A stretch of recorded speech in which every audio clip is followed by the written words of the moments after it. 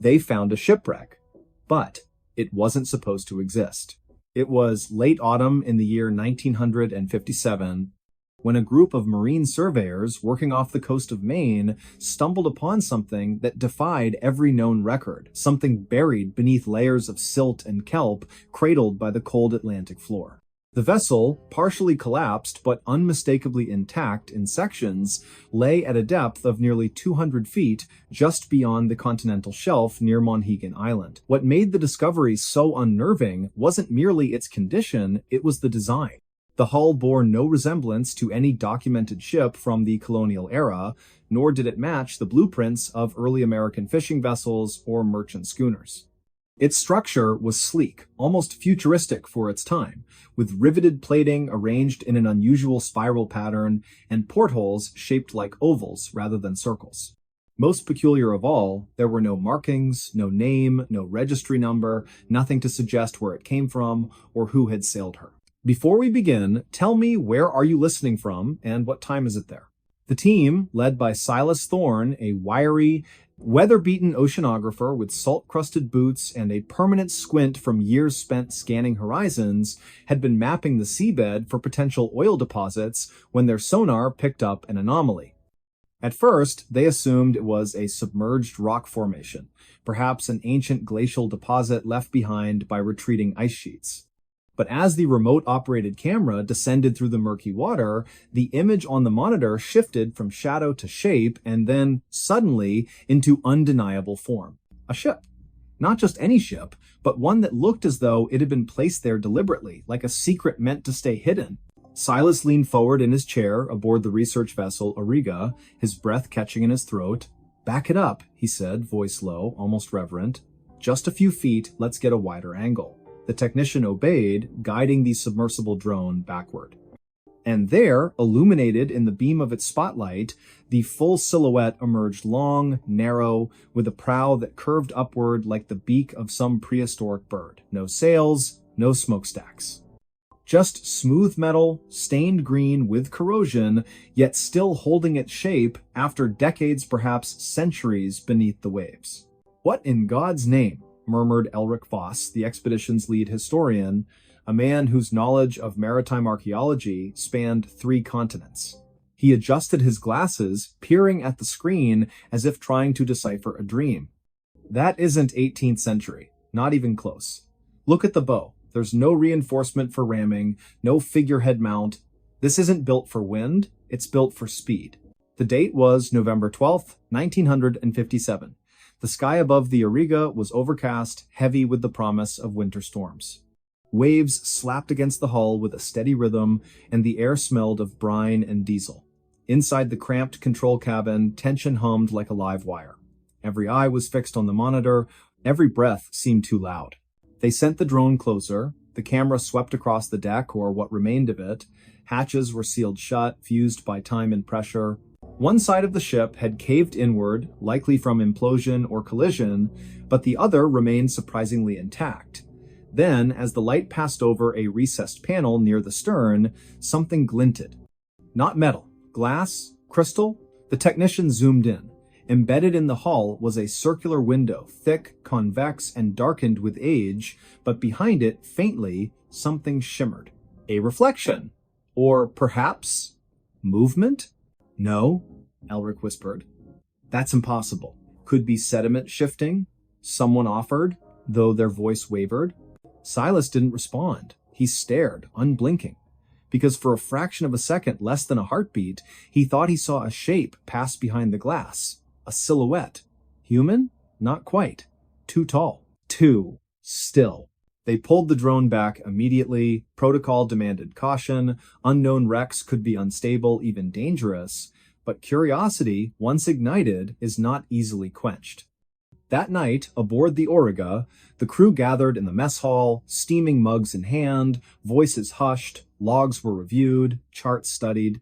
No vessel matching the description had ever been reported missing in those waters. No distress calls, no sightings, nothing. And yet, there it was. Over the next 3 days, they launched 2 more dives. Each time, the images grew clearer.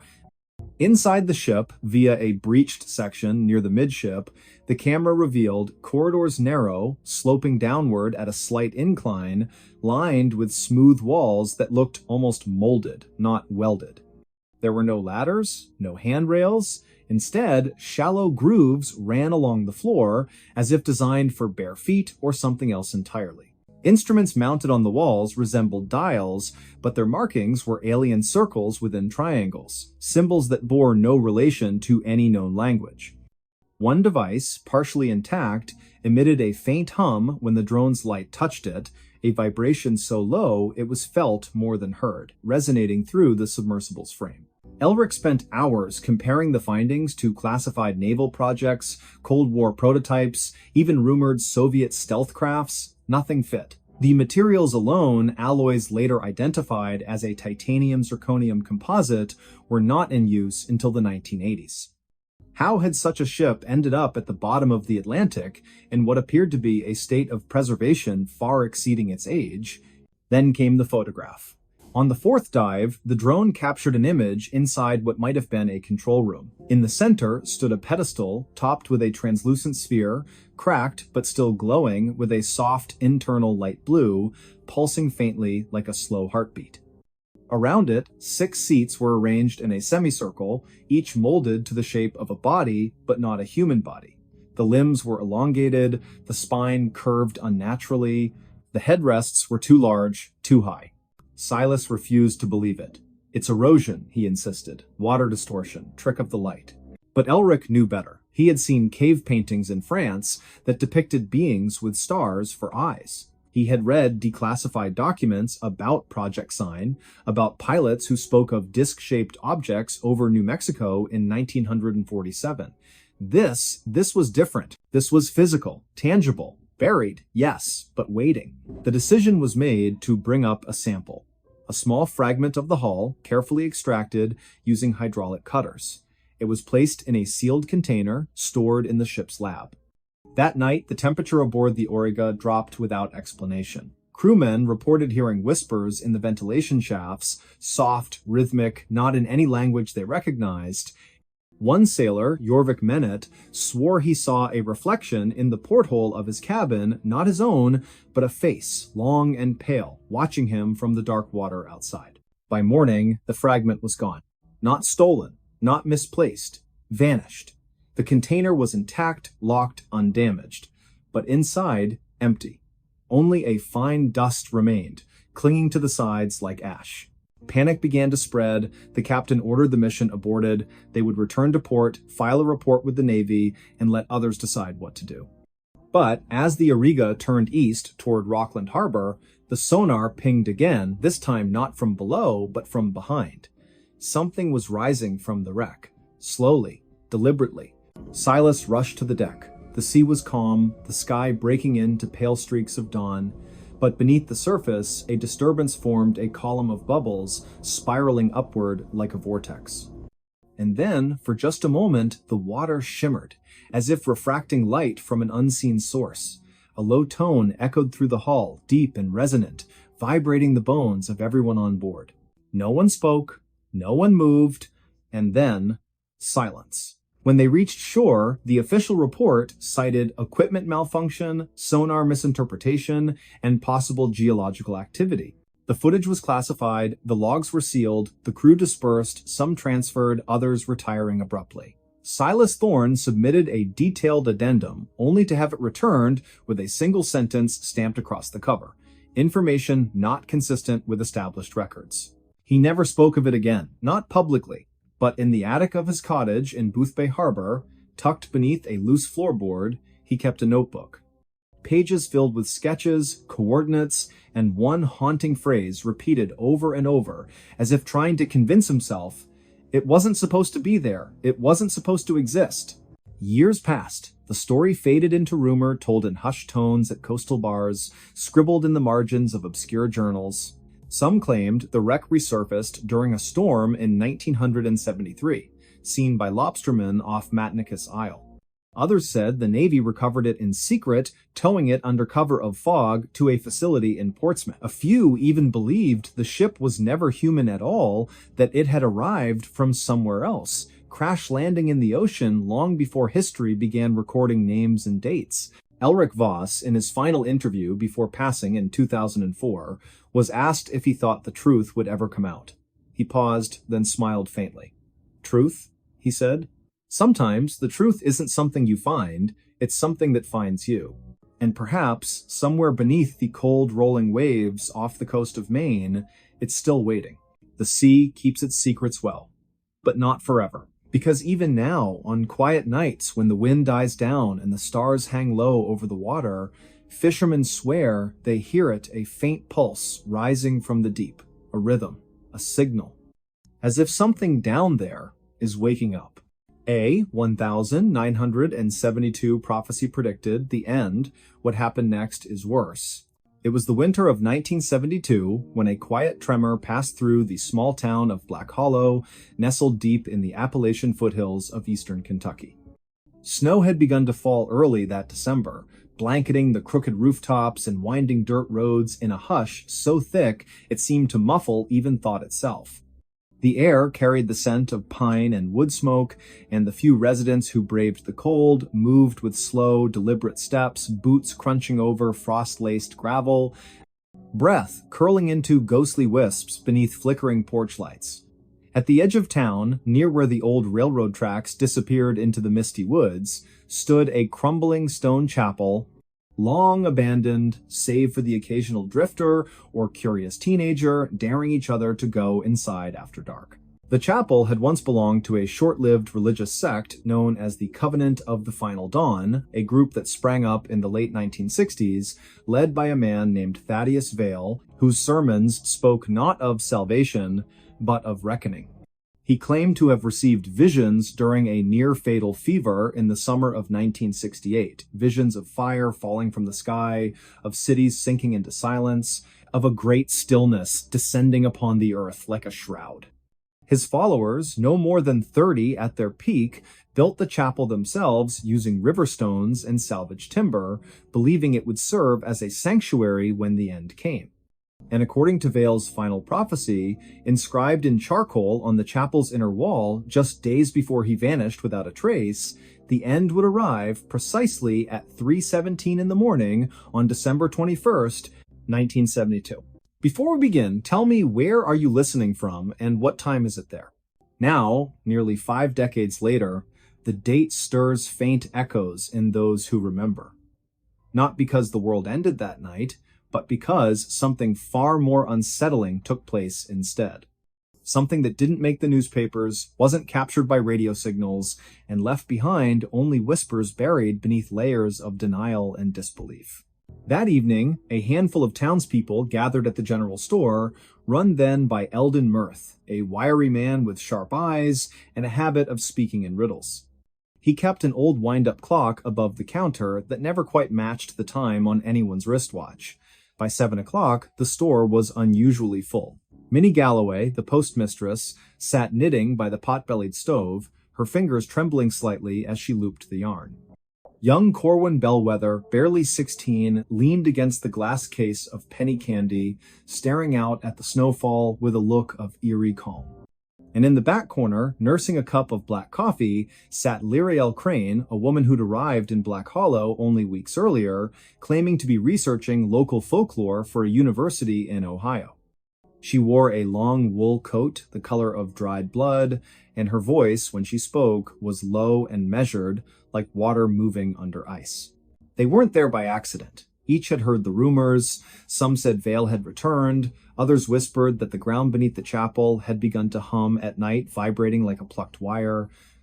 A few children reported seeing figures standing among the trees' tall, thin shapes, with no faces, just smooth skin where features should be.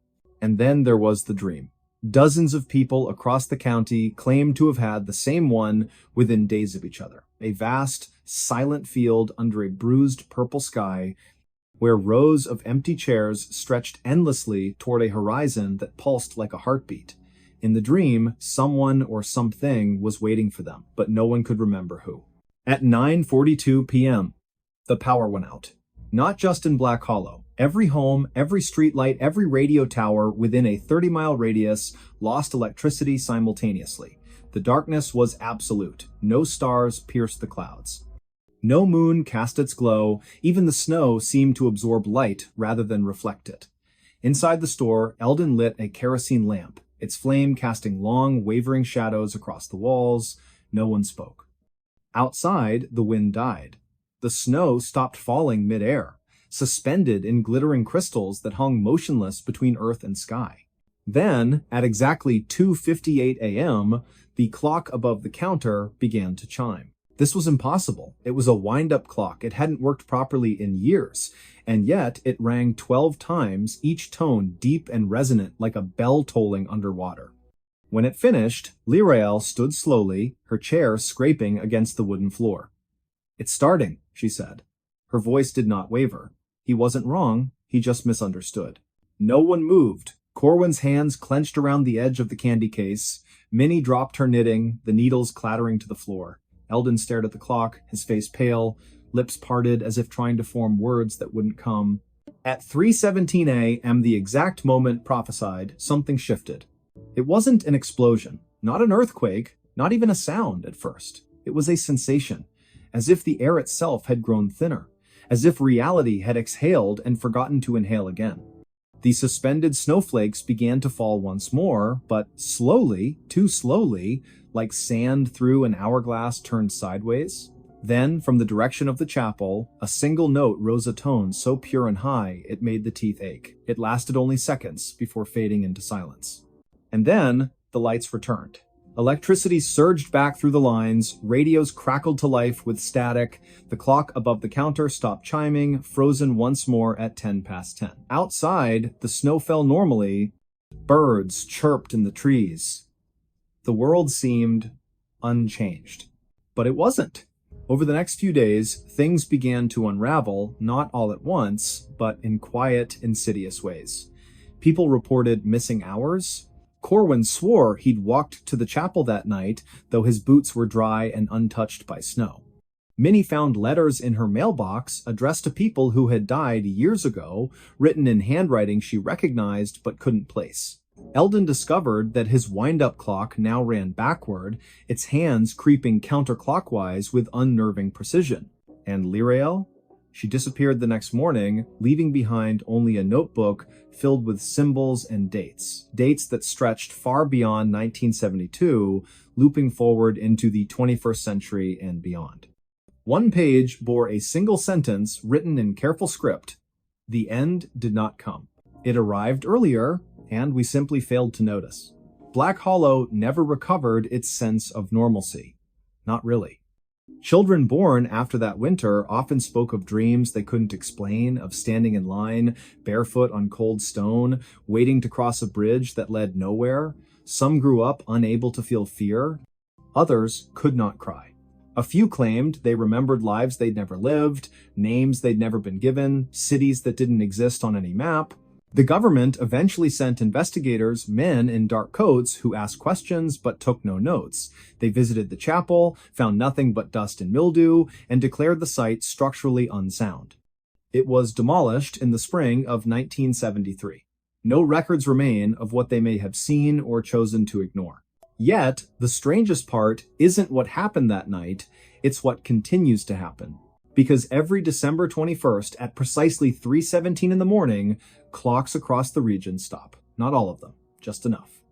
And in homes near the old rail line, people wake suddenly, hearts pounding, convinced someone has just whispered their name, the air grows thick, breathing becomes difficult, and for exactly 13 seconds, the world feels hollow, as if something vital has been removed, replaced by a perfect, echoing absence. Scientists have offered theories, geomagnetic anomalies, infrasound waves, mass hallucination triggered by seasonal affective disorder, but none can explain why dogs refuse to bark during those seconds. Why newborns delivered at that exact time never cry. Why, in rare cases, individuals report seeing a figure standing at the foot of their bed, tall, gaunt, wearing a long coat, holding a notebook open in one hand, writing steadily with the other. And perhaps most chilling of all, why some who experience it claim to recognize the figure, not from photographs, not from stories, but from dreams. from memories that don't belong to them. In the years since, scattered accounts have surfaced: letters tucked into library books, audio recordings uploaded to obscure corners of the internet, diary entries found in attics after the owners have passed. All speak of the same phenomenon, all mention the date. All describe that 13th second, the pause in existence, the breath held too long, the sense that something ancient and patient is watching, waiting, counting. One such account came from a retired schoolteacher in rural Indiana, writing in 2015. I was only 6 when it happened, but I remember the silence. My mother used to say, the world stopped spinning for a moment. I didn't believe her until I felt it again last year. It's getting longer. Not much, maybe half a second more than before, but it's growing. And I hear them now, faintly, like voices through a wall. They're calling names, not ours, names from before. Another, a geologist working in New Mexico, recorded a series of seismic readings taken on December 21st, 2019. His instruments detected no earthquake, no tremor, just a single, isolated pulse of energy emanating from somewhere deep beneath the Appalachian Range. The waveform resembled nothing natural. It looked, he wrote, like a heartbeat, but one that shouldn't exist. And then there's the recording, widely dismissed as a hoax, that surfaced on a now-deleted podcast in 2022. It begins with ambient noise, wind, distant traffic, the rustle of fabric. Then, at exactly 3:17 a.m., everything cuts out. For 13 seconds, there is only silence. And then, just as abruptly, a voice, soft, genderless, speaking in perfect English with no discernible accent, says, "We are sorry, it must be this way. You were never meant to wake up." The recording ends there. To this day, no one knows who made it or why. But here's what no one wants to admit. The prophecy wasn't wrong. It was precise. The end did come on December 21st, 1972 at 3:17 in the morning. But it wasn't the end of the world. It was the end of reality, at least, the reality we believed we inhabited. What followed wasn't destruction. It was replacement, a subtle, seamless overwrite. Like changing film in a projector while the audience watches, unaware, the image has shifted. Those who felt it, the ones who woke in terror, who sensed the absence, who saw the figure in the coat, they're the ones who almost broke through. And the ones who remember fragments, who carry the weight of knowing something is deeply off, they're not crazy, they're the survivors of a transition no one else acknowledges. And the worst part? It's still happening. Every year, the pause grows. Not enough for most to notice. But for those sensitive to the shift, the ones who've always felt out of step with the world, who dream in colors that don't exist, who hear music when no one is playing, it's becoming harder to ignore. Time doesn't flow the way it used to. Memories blur at the edges. Faces in photographs seem subtly wrong. Loved ones sometimes speak with slight delays, as if echoing from a room just out of reach. And in the deepest hollows of Appalachia, where the trees grow too close together and the fog never quite lifts, locals still avoid the old rail path after midnight. Hunters refuse to camp near the ruins of the stone chapel. And on cold December nights, when the wind howls just right, some swear they can hear faint chanting words in no known language, rising from beneath the earth. They say Thaddeus Vale didn't vanish, he was taken, not killed, not imprisoned, but promoted, given a role in whatever lies beyond the veil. And the notebook Lyra left behind? It wasn't a record of the future, it was a ledger, a list of names, of souls who resisted the change, of those who might, one day, need to be corrected. So when you hear your clock tick strangely tonight, when your dog whimpers at nothing, when you wake suddenly, certain someone called your name, but no one's there, ask yourself, did the world survive 1972? Or did it merely continue pretending? A ghost ship drifted into port with a fresh meal on the stove. It was the winter of 1987 when the fishing trawler Maryanne V slipped silently into the harbor of Gloucester, Massachusetts, just before dawn on a brittle February morning. No lights flickered from her deck, no voices called out, no radio signals preceded her arrival. She came like a shadow drifting through fog, her bow nudging gently against Pier 6 as if guided by unseen hands. The first to notice her was Elias Thorne, a weathered dockhand with 40 years of salt in his bones and frost still clinging to the brim of his wool cap. He'd arrived early to check lobster traps, steam rising from his coffee cup curling into the pale gray sky. When he saw the vessel listing slightly, paint peeling like old skin, name barely legible beneath grime, he froze. His breath caught, not from cold, but from instinct. Something was wrong. Deeply wrong. Before we begin, tell me where are you listening from and what time is it there?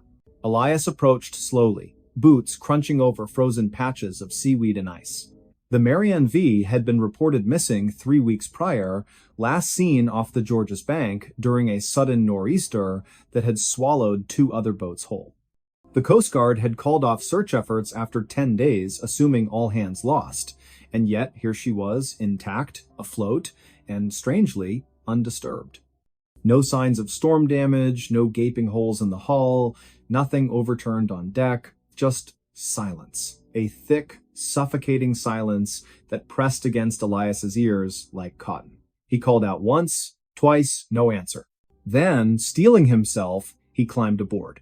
The moment his boot touched the deck, he felt it a chill that wasn't from the wind. It coiled up from the wood beneath him, sharp and unnatural, as though the ship itself were holding its breath. He moved toward the wheelhouse. The door hung open, swaying slightly with the motion of the tide. Inside, the radio crackled with static, a faint loop of Morse code repeating endlessly 3 dots, 3 dashes, 3 dots, SOS, over and over, though the power should have been dead. The logbook lay open on the chart table, the last entry dated February 3rd. Heavy fog. Currents erratic. Can't see land. Something in the water. The handwriting grew jagged, frantic, as if written under duress. Elias flipped back a few pages. Earlier entries spoke of routine hauls, calm seas, even jokes about Captain Rourke's terrible stew. But then, around January 28th, the tone shifted. Crew restless. Emery claims he saw lights beneath the surface, not bioluminescence, too steady, too deep. Emery Vale, third mate, quiet man from inland Maine who rarely spoke unless spoken to. He'd joined the crew only 2 months prior, replacing a man who'd quit mid-season, saying the boat felt haunted. Emery hadn't believed in ghosts, or so the others said. But his journal, found later tucked inside a duffel bag below decks, told a different story. Elias descended the narrow metal stairs into the galley, flashlight beam trembling in his grip, and there, on the cast iron stove, sat a pot, still warm. Steam curled lazily from its cracked lid, carrying the scent of onions, potatoes, and something meaty beef, maybe, or pork. A spoon rested against the rim, crusted with congealing gravy. Beside it, a chipped blue mug held tea, long gone cold, but unmistakably brewed that morning. Or the night before. Or whenever. Time didn't seem to matter here. He backed away, heart hammering. No one could have boarded without being seen. The harbor was monitored, no small craft had entered after midnight, and yet the meal was fresh. As if someone had stepped away just seconds ago. Then he heard it. A soft clink. From the mess hall, like a fork tapping a plate. He turned slowly. The door stood ajar. Darkness pooled beyond it. He pushed it open with the toe of his boot. Tables bolted to the floor, benches intact, nothing out of place. Except on the farthest table, set for 4 plates, each with a portion of stew untouched, forks laid neatly beside them, napkins folded, salt and pepper shakers aligned perfectly. And at the head of the table, a 5th plate, empty. But the chair was pulled out, as if someone had just risen. Elias didn't scream, he didn't run, he simply stood there, flashlight shaking, breath coming in short white puffs, until the sound came, again not a clink this time, but a whisper, faint, guttural, from the sleeping quarters below. He didn't go down, not then. He scrambled back onto the pier, shouting for help, voice raw with panic. By the time the Coast Guard arrived, the pot on the stove was cold, the steam had vanished. But the stew remained, uneaten, perfectly preserved, as if time had paused mid-bite. Captain Silas Rourke, grizzled veteran of 30 seasons at sea, was never found. Nor were his 3 crewmen, Emery Vale, Harlan Pike, and Jocelyn Crow, the youngest at 23, who'd signed on to save money for nursing school in Portland. Their personal effects were still in their bunks, Photos of family, letters half-written, toothbrushes damp, but no bodies, no blood, no signs of struggle, just absence.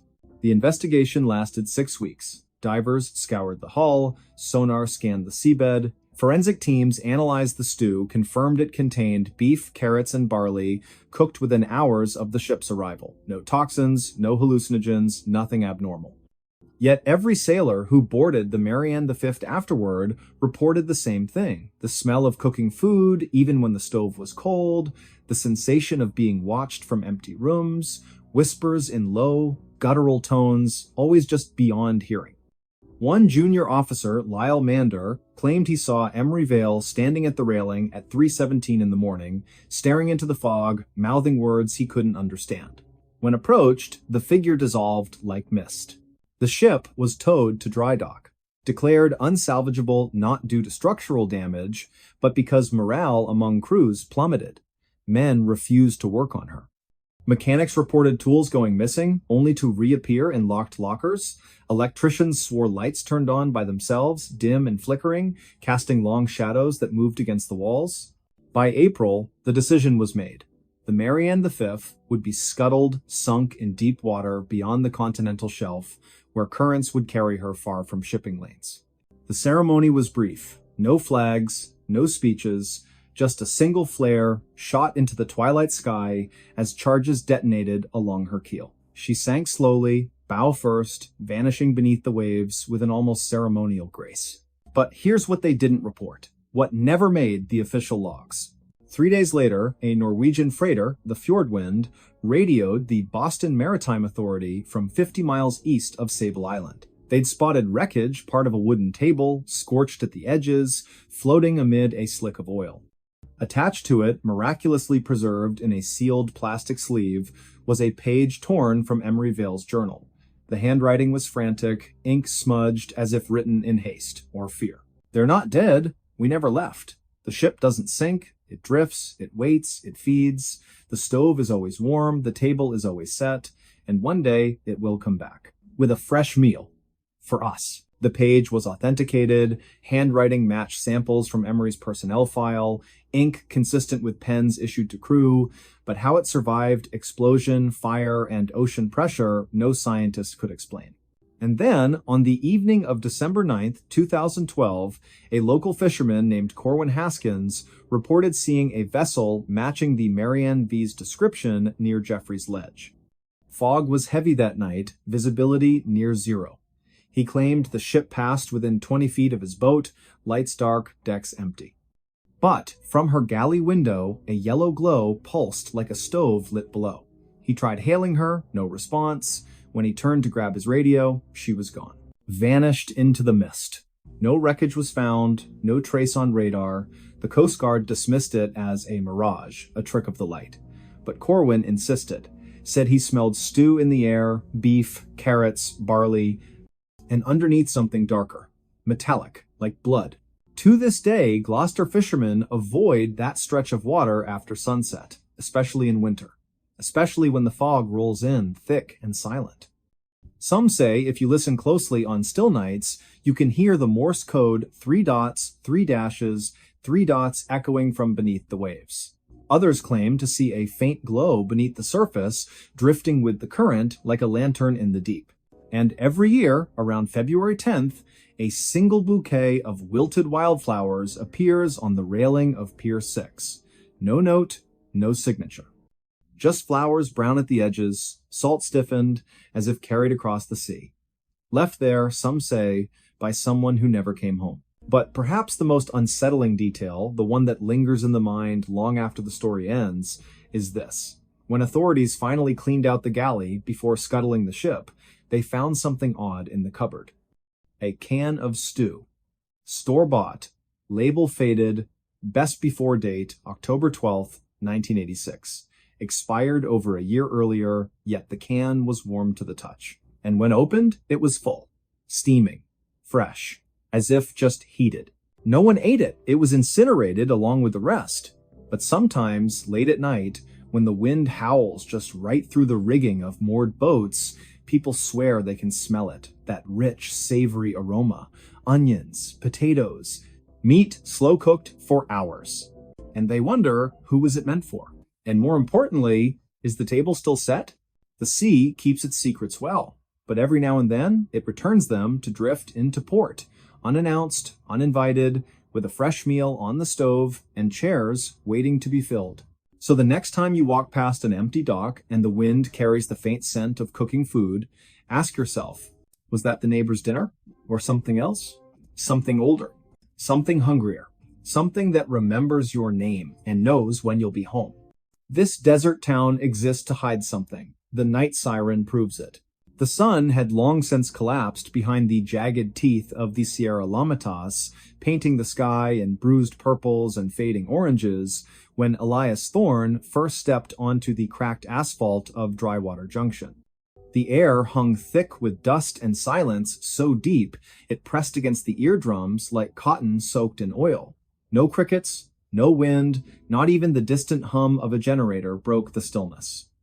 Just the soft crunch of Elias's boots on gravel and the slow creak of a rusted sign above him that read, "Welcome to Drywater Population 17." That number, he would later learn, was not quite accurate and never had been. Before we begin, tell me, where are you listening from and what time is it there? It was late September in the year 1997 when Elias arrived, a geologist contracted by the Bureau of Land Management to assess subsurface erosion patterns near the Mojave Fringe. He wasn't supposed to stay longer than 3 days. But Drywater had other plans. The town clung to the edge of the desert like a scab, refusing to heal wooden shacks leaning at odd angles, their windows boarded or shattered, paint peeled into ghostly curls.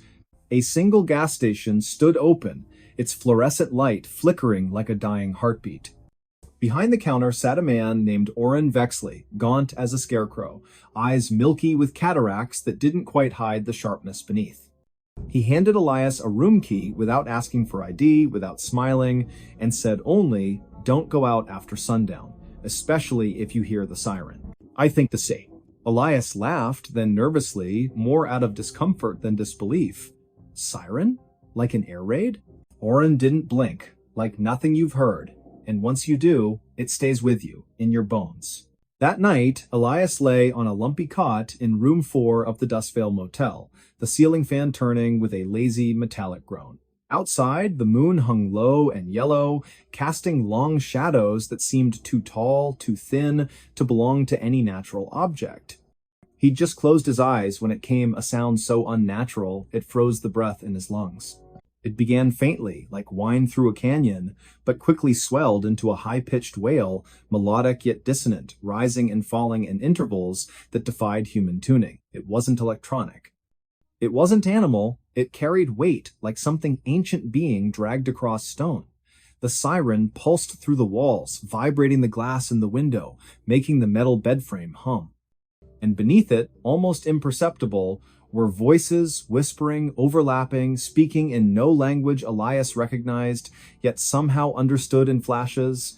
"They watch from below," one seemed to say. The hollow ones, remember. He bolted upright, heart hammering, sweat slick on his neck. He reached for the lamp, knocking over a glass of water. The siren stopped instantly. Silence crashed back like a slammed door.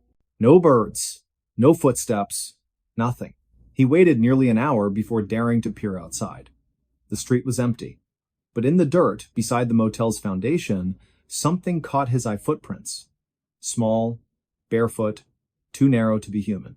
They led from the edge of the lot toward the dry riverbed, vanishing where the sand turned black and glassy, as if scorched by fire. The next morning, Elias tried to ask about the siren at the diner, the Rust Spoon, a dim place with cracked vinyl booths and coffee that tasted like burnt rubber. A woman named Marrelda Cray sat nursing a cup, her hair pulled back so tightly it made her cheekbones look like knife edges. She looked up when Elias mentioned the sound. "You heard it," she said flatly, not a question. "I did. What is it? Some kind of test? Military?" Marrelda set her spoon down with a click. "The siren calls them, brings them closer. We used to have a curfew during the war, World War II, 1943, when the army came through. Built something underground, said it was radar, but the siren started then. First time, then stopped for years, came back in 1978, again in 1989. And now, Now it sings every few nights. Elias frowned. Who built it? She leaned forward, voice dropping. Not who. What? They weren't soldiers, not all of them. Some wore uniforms, yes, but others moved wrong. Too smooth, too quiet. One of them, he had no shadow. Elias wanted to dismiss her as paranoid, superstitious, but the footprints, the silence, the way the townspeople avoided certain streets after dark. And Oren, when questioned, simply muttered, "We keep the lights off, we don't answer doors, and we never ever whistle at night." Curiosity became obsession. Over the next week, Elias combed through the county archives in nearby Blythe, though most records from the mid-20th century were missing or burned. What he found instead were fragments, a classified project codenamed Operation Hollow Veil, referenced in a declassified memo from the Department of Defense dated March of 1944. Mentioned briefly, acoustic resonance experiments conducted in isolated zones intended to disrupt enemy signal propagation, but the location was redacted. Only a grid coordinate remained, plotted directly beneath Drywater Junction. He returned with a ground-penetrating radar unit borrowed under false pretenses. Working under cover of darkness, he scanned the area near the old rail spur, half a mile east of town. At a depth of 230 feet, the machine picked up a vast hollow chamber circular, approximately 300 yards in diameter. And inside, intermittent pulses of energy, rhythmic, like a heartbeat. Then, on the seventh night, the siren returned, louder than before. This time, Elias was ready. He recorded it on a reel-to-reel tape recorder, the kind used for field seismology. As the sound poured from the speakers in his motel room, slowed to half speed, the whispers emerged clearer. Not words, more like impressions, layered beneath the tone. "We sleep beneath the salt," one seemed to convey. "The door must not open. The watcher is blind, but listens." And then, just before the tape ended, a child's voice, soft, trembling, said, "Daddy, why won't the stars come back?" Elias sat frozen, because that voice, he knew it. His own daughter, Lyra, had spoken those exact words the night before she died in a car accident 2 years prior, words never recorded, never shared with anyone. How could a desert town in California know that? He confronted Oren the next day, waving the tape. "What is this place? What are you hiding?" Oren stared at the device, then slowly reached under the counter. He placed a small object on the glass, a rusted metal disc, etched with symbols that looked neither human nor machine-made. Angular. Flowing. Alive. "This was found in the shaft," Oren said. 1951. By a miner named Heston Pike. He went mad within a week. Spent his last days scratching equations on his cell walls. Said the siren wasn't a warning, it was a lullaby, meant to keep something asleep. Elias's hands trembled. Asleep? Oren nodded. Underground. Beneath the old test site. The government thought they were building a bunker, but they weren't digging down, they were uncovering something that was already there. Long before us. Long before anything. And the siren? Elias whispered. It sings to it, calms it. When the power fails, or when someone like you pokes too hard, the song fades, and it stirs. That night, the electricity cut out across Drywater. No explanation, no surge, just darkness. Elias stood at his window, watching. Every house was dark, except one. A small cottage at the edge of town, its porch light blinking in a pattern. 3 short, 3 long, 3 short. Morse code? SOS. But no one went to help. Instead, doors locked, windows shuttered, and from somewhere far below, a deep subsonic rumble began, felt more than heard, like the earth itself grinding its teeth. Then, faint at first, the siren rose again, this time not from the town, but from beneath it. And this time, it wasn't singing to keep something asleep. It was screaming because it had woken up. Elias grabbed his gear and ran for his truck. But as he turned the key, the engine wouldn't catch. Again. Again. Nothing. He looked up and froze. Standing in the middle of the road, silhouetted by the pale moon, was a figure. Tall. Thin. Limbs too long, moving with a jerking grace, like a puppet tested by invisible strings.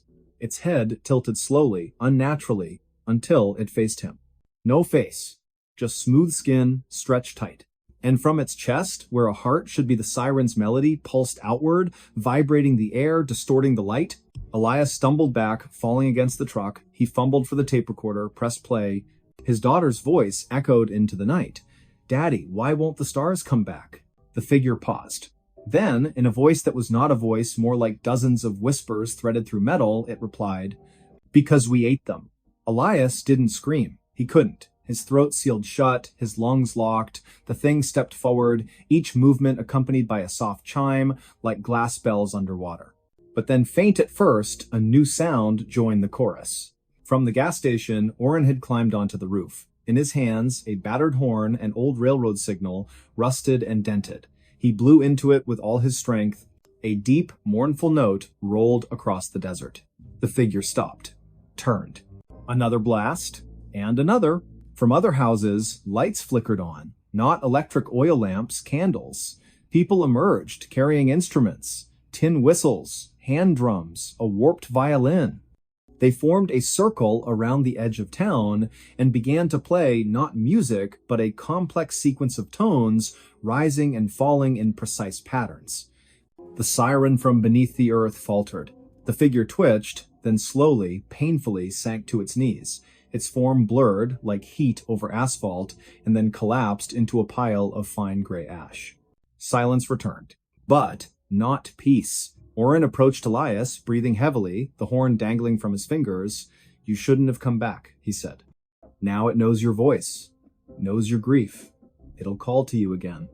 In dreams, in static, in the silence between radio stations." Elias swallowed. "What was that thing?" "A scout," Oren said. "A listener, sent ahead. If the song stops for too long, they send more, and if the song dies completely, he didn't finish." "What happens?" Oren looked toward the horizon, where the first hint of dawn stained the sky blood red. "The sky goes dark, not at night, forever, and the ones below climb up." Elias left Drywater the next morning. Officially, he filed a report citing geological instability and abandoned infrastructure. Unofficially, he destroyed the tapes, except one. The one with his daughter's voice. He kept that buried in a safe behind a false wall in his Denver apartment. But sometimes, on still nights when the power blinks, he hears it, a faint, melodic wail, coming not from outside, but from within the walls. And when he presses his ear to the plaster, he doesn't hear the siren. He hears knocking. 3 taps. Pause. 3 more. Then a whisper. "Let us sing you to sleep." To this day, no satellite imagery shows Drywater Junction clearly. Clouds always seem to gather above it, even in drought. GPS signals fail within a 5-mile radius. And travelers who claim to have passed through often cannot recall the name of the town, only the silence, only the feeling of being watched from below. And if you drive through the Mojave after midnight and your radio begins to crackle with a strange, haunting tone, do not stop, do not listen, do not answer if something calls your name in a voice you once loved. Because some towns exist not to welcome, but to warn. And Drywater is still singing. He robbed banks without saying a word. The note was for police only. In the quiet hours of a late autumn morning, when frost still clung to the sidewalks of suburban Cleveland and the sun had barely risen above the steel-gray rooftops, a man walked into the Huntington National Bank on East 93rd Street with nothing but a folded piece of paper in his hand.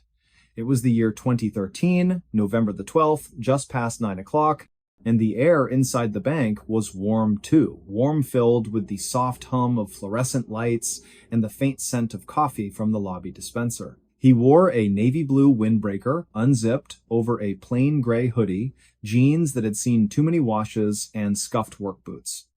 Nothing about him stood out, not his height, not his build, not even the way he moved. Calm, deliberate, silent. Before we begin, tell me, where are you listening from, and what time is it there? He approached the second teller window where a woman named Marjorie, her name tag slightly crooked, was counting change into a tray. She looked up, smiled politely, and said, "Good morning. How can I help you?" He didn't return the smile, didn't speak. Instead, he slid the folded note across the counter. Marjorie picked it up, unfolded it slowly, her eyes scanning the neatly printed words. "This is a robbery. Put $10,000 in this bag. No die packs, no marked bills. I am armed. Do not alert police. This note is for you only. After I leave, call them. Beneath it, a small brown paper sack lay flat, like something from a grocery run. Her fingers trembled.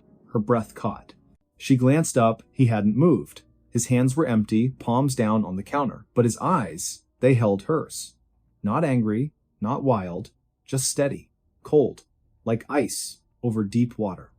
She nodded once, turned quietly, and began gathering bills from her drawer. 10 stacks of $100 bills. She placed them carefully into the bag, sealed it with a fold, and pushed it back toward him. He took it, slid it under his jacket. Then, without a word, he turned and walked out the front door, disappearing into the pale morning light. No alarm, no shouting, no panic at first. It wasn't until 2 minutes later, when Marjorie finally pressed the silent button beneath her desk, that the chaos began. Police arrived within 4 minutes, officers Reyes and Holloway from the 5th District rolling up in a marked cruiser, lights flashing, but sirens off. By then, the man was gone, vanished. Surveillance footage showed him exiting the bank, adjusting his hood, turning left onto Euclid Avenue, walking at a normal pace, no running, no urgency, before cutting through an alley behind a shuttered laundromat. The camera lost him there. But the note? The note remained, and it would become the thread that unraveled one of the most peculiar bank robbery sprees in modern American history. His name was Thaddeus Vale. Born in 1987 in Youngstown, Ohio, a rusted city where factories once roared but now stood silent, skeletons of steel and brick overtaken by weeds and time, Thaddeus was the son of a mechanic and a school cafeteria worker, raised in a modest bungalow on Glenwood Drive, where the paint peeled in summer and the furnace rattled all winter. He was bright, top of his class at Maryanne High, fluent in algebra and physics, could take apart a carburetor and rebuild it blindfolded, but life had a way of bending people in ways they couldn't predict. After high school, he enrolled at Kent State University on a partial scholarship, studying mechanical engineering. But halfway through his sophomore year, his mother fell ill, pancreatic cancer, aggressive and swift. The medical bills piled up, insurance didn't cover everything. Thaddeus dropped out to care for her, working double shifts at a warehouse in Akron, hauling boxes from midnight to dawn. She passed in the spring of 2010, and when she did, something in him cracked. Not loudly, not dramatically, but deeply. He drifted after that, lived in motels with weekly rates, took odd jobs, janitorial work, tree trimming, snow plowing, never stayed in one place longer than a few months. He avoided people, spoke little, read constantly philosophy, criminology, old detective novels, and somewhere in those pages, in the quiet solitude of motel rooms lit by flickering lamps, an idea formed. If banks were machines, then perhaps they could be manipulated like any other mechanism. Clean, precise, no violence, no hostages, just a message, a demand, a transaction. And so, in the fall of 2013, Thaddeus Vale began his campaign. The Huntington robbery was the first, but not the last. 3 days later, on November the 15th, another note appeared, this time at a PNC branch in Parma, Ohio. Same handwriting, same calm, chilling tone, $10,000. In cash. No tricks. I will not harm anyone, but I am armed. Leave the money in the bag, walk away, call police when I'm gone. Again, no words spoken. Again, the teller complied. Again, he vanished. Then, on November the 18th, a third bank, Fifth Third, this time in Medina, same method, same silence, same result. By now, local news had caught wind. Headlines screamed, "Silent Bandit strikes again." Police released grainy stills from security footage back of headshots, blurred faces, a man in a hoodie moving like a shadow between buildings. Task forces were assembled.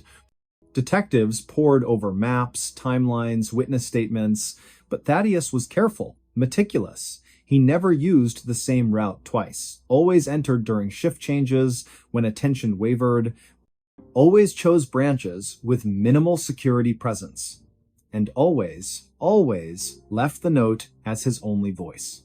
What made him different wasn't just the silence, it was the precision, the lack of greed. 10,000 each time, never more, never less, no demands for 20s or 50s, always hundreds. Easy to carry, easy to hide, and never once did he threaten a teller beyond the written warning. Never raised his voice, never reached for a weapon, yet every note carried the same phrase, "I am armed." Was he? Police couldn't say for sure. No gun was ever seen, no bulge in his jacket captured on camera, but the words alone were enough. Fear doesn't need a barrel to be real. As the spree continued, 4 banks in 5 weeks, the FBI got involved. Special Agent Lorna Keene, a veteran of the Cleveland field office, took point. Sharp-eyed, mid-40s, with a reputation for solving cold cases through patience and pattern recognition, she studied every detail: the notes, the timing, the geography. She noticed something others missed. All the banks were within a 30-mile radius of Cleveland. All were mid-sized branches, not the biggest, not the smallest. All had similar layouts: 2 teller windows near the entrance, security cameras angled slightly downward, no armed guards on duty, and all were robbed between 9:15 and 10 o'clock in the morning, just after opening, before the lunch rush. More telling? Each location was near a public transit line, bus routes, rail stations, places where a person could disappear into the flow of daily commuters. Agent Keene also studied the handwriting. Not rushed, not scribbled. Carefully printed block letters, evenly spaced, almost typewritten in their consistency, no smudges, no corrections. Whoever wrote these notes had practiced, repeatedly. And then there was the language. "I will not harm anyone." That phrase appeared in 3 of the 5 notes. Not typical for a robber. Most threats are vague, aggressive, designed to intimidate. But this sounded almost apologetic, defensive, as if he needed to justify his actions even to himself. Keene leaned back in her chair one evening, the glow of her computer screen casting long shadows across her office. Outside, rain tapped against the window. She stared at the timeline pinned to the wall, 5 red dots marking the banks, connected by thin black lines showing possible escape routes. "He's not a criminal," she murmured. "He's a machine." Her partner, Agent Darnell, looked up from his coffee. "What?" "This isn't random. It's procedural. Every move calculated, every word chosen. He's not trying to get rich. He's trying to prove something." "Prove what?" Keene didn't answer. Not yet. Meanwhile, Thaddeus had moved on. By December the 3rd, he struck again, this time in Elyria, a quiet city west of Cleveland. Another bank, another note, another 10,000. But this time, something changed. The teller, a young man named Calvin, hesitated. He read the note, looked up, saw Thaddeus standing there, motionless. Something in his eyes, maybe the exhaustion, maybe the sorrow, made Calvin pause. Instead of reaching for the money, he wrote a note of his own on a scrap of paper. "Are you okay?" He slid it across the counter. Thaddeus blinked. For the first time in weeks, his expression shifted, just slightly. A flicker. Confusion, surprise. He looked at the words, then back at Calvin. Then, slowly, he reached into his pocket, not for a weapon, but for a pen. He wrote beneath Calvin's question, "I have to do this. Please, just give me the money." Calvin nodded, fetched the cash, handed it over. And Thaddeus left. But that exchange haunted him. That night, in a dimly lit motel room on Oberlin Road, he sat on the edge of the bed, the stolen money stacked neatly on the dresser. He hadn't spent $1, not one. The bags remained sealed. He hadn't bought food, clothes, shelter, nothing. He opened a notebook, thick, leather-bound, filled with equations, diagrams, lists. On the latest page, he had written, "Objective, $60,000. Purpose, clear debt, restore dignity, end cycle." 60,000. That was the number. The sum of his mother's unpaid medical bills. The balance that had ruined his credit, barred him from loans, kept him from rebuilding. 60,000, and he was halfway there. But now, Calvin's question echoed in his mind. "Are you okay?" No, he wasn't. He hadn't slept through the night in months. Dreams of his mother calling his name from a dark hallway, waking up, sweating, heart pounding. The weight of the lie, the fiction he'd created, pressed on his chest like a stone. He wasn't a monster, but he wasn't innocent either. On December the 9th, he entered a key bank in Lorraine. Same routine, same note, same silence. But as he waited for the teller to gather the money, he noticed something different. A photo on her desk. A little girl, maybe 6 years old, smiling in a yellow dress. Beside it, a small Christmas ornament, handmade, glued-on glitter, crooked star on top. His throat tightened. For the first time, he looked around. Really looked. The bank wasn't just a machine, it was full of people. A man in a suit tapping his foot, waiting to deposit a paycheck. An elderly woman struggling with her purse. A janitor mopping the far corner, humming softly. These weren't cogs, they were lives. And he was disrupting them. When the teller handed him the bag, he didn't take it immediately. He stared at it. Then at her. Her name tag read Nadia. She gave a small, nervous nod. He whispered so low, only she could hear, "I'm sorry." Then he turned and walked out. But not far. He didn't go to the alley. Didn't vanish. Instead, he sat on a bench outside a gas station half a block away, the bag at his feet, his head in his hands. 20 minutes later, Officer Reyes, same officer from the first robbery, pulled up, responding to a call about a suspicious person. He recognized the description. Hoodie, windbreaker, sitting still. He approached slowly, hand near his sidearm. "Sir, you all right?" Thaddeus didn't look up. "I robbed 5 banks," he said, voice hollow. "The money's in the bag. I didn't spend it. I want to turn myself in." Reyes froze. "You what?" "I have the notes. Everything. I'll cooperate. Just don't shoot me." And just like that, it was over. Back at the station, Thaddeus was processed quietly. No cuffs at first, no shouting. When Agent Keene entered the interrogation room, she studied him for a long moment. "You're not what I expected," she said. He looked up. "I'm not who I thought I was either." She Saturday, "Why? Why do this?" He exhaled. "To pay my mother's debts, to stop feeling like a failure. I thought if I could fix that one thing, maybe I could start over." And the silence? "I didn't want to scare anyone. I didn't want to hurt anyone. Words, they can make things worse. But a note, you can read it, decide how to respond, gives people control." Keene leaned forward. "You wrote, 'I am armed every time.' Were you?" He hesitated, then shook his head. "No, I wasn't. But I knew they'd believe it. Fear works faster than truth." She nodded slowly. "You're smarter than most people who do this. That's why you lasted so long. But not smart enough to know it wouldn't fix anything." "No," she agreed. "Money rarely does." The case made national headlines. The silent bandit surrenders. Note-writing robber claims he just wanted to be free. Some called him a criminal, others a tragic figure. A man broken by a system that offered no second chances. At trial, in March of 2014, Thaddeus pleaded guilty to 5 counts of bank robbery. The judge, a stern woman with silver hair and tired eyes, listened to his statement. "I made a choice," he said, voice steady but quiet. "A wrong one. I thought I was correcting a mistake, but I only made another. I accept responsibility. And I apologize to the tellers, to the banks, to everyone I frightened. I'm not asking for mercy, just understanding." The courtroom was silent. The judge sentenced him to 6 years in federal prison, time credited for time served, minimum security, eligible for parole in 3. As he was led away, Agent Keene watched from the back row. Later, she visited him at the Federal Correctional Institution in Elkton. "How are you?" she asked.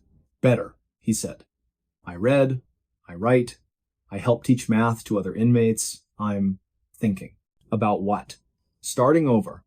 Legally. Honestly, maybe becoming a counselor. For people who feel trapped." She smiled faintly. "You'd be good at that."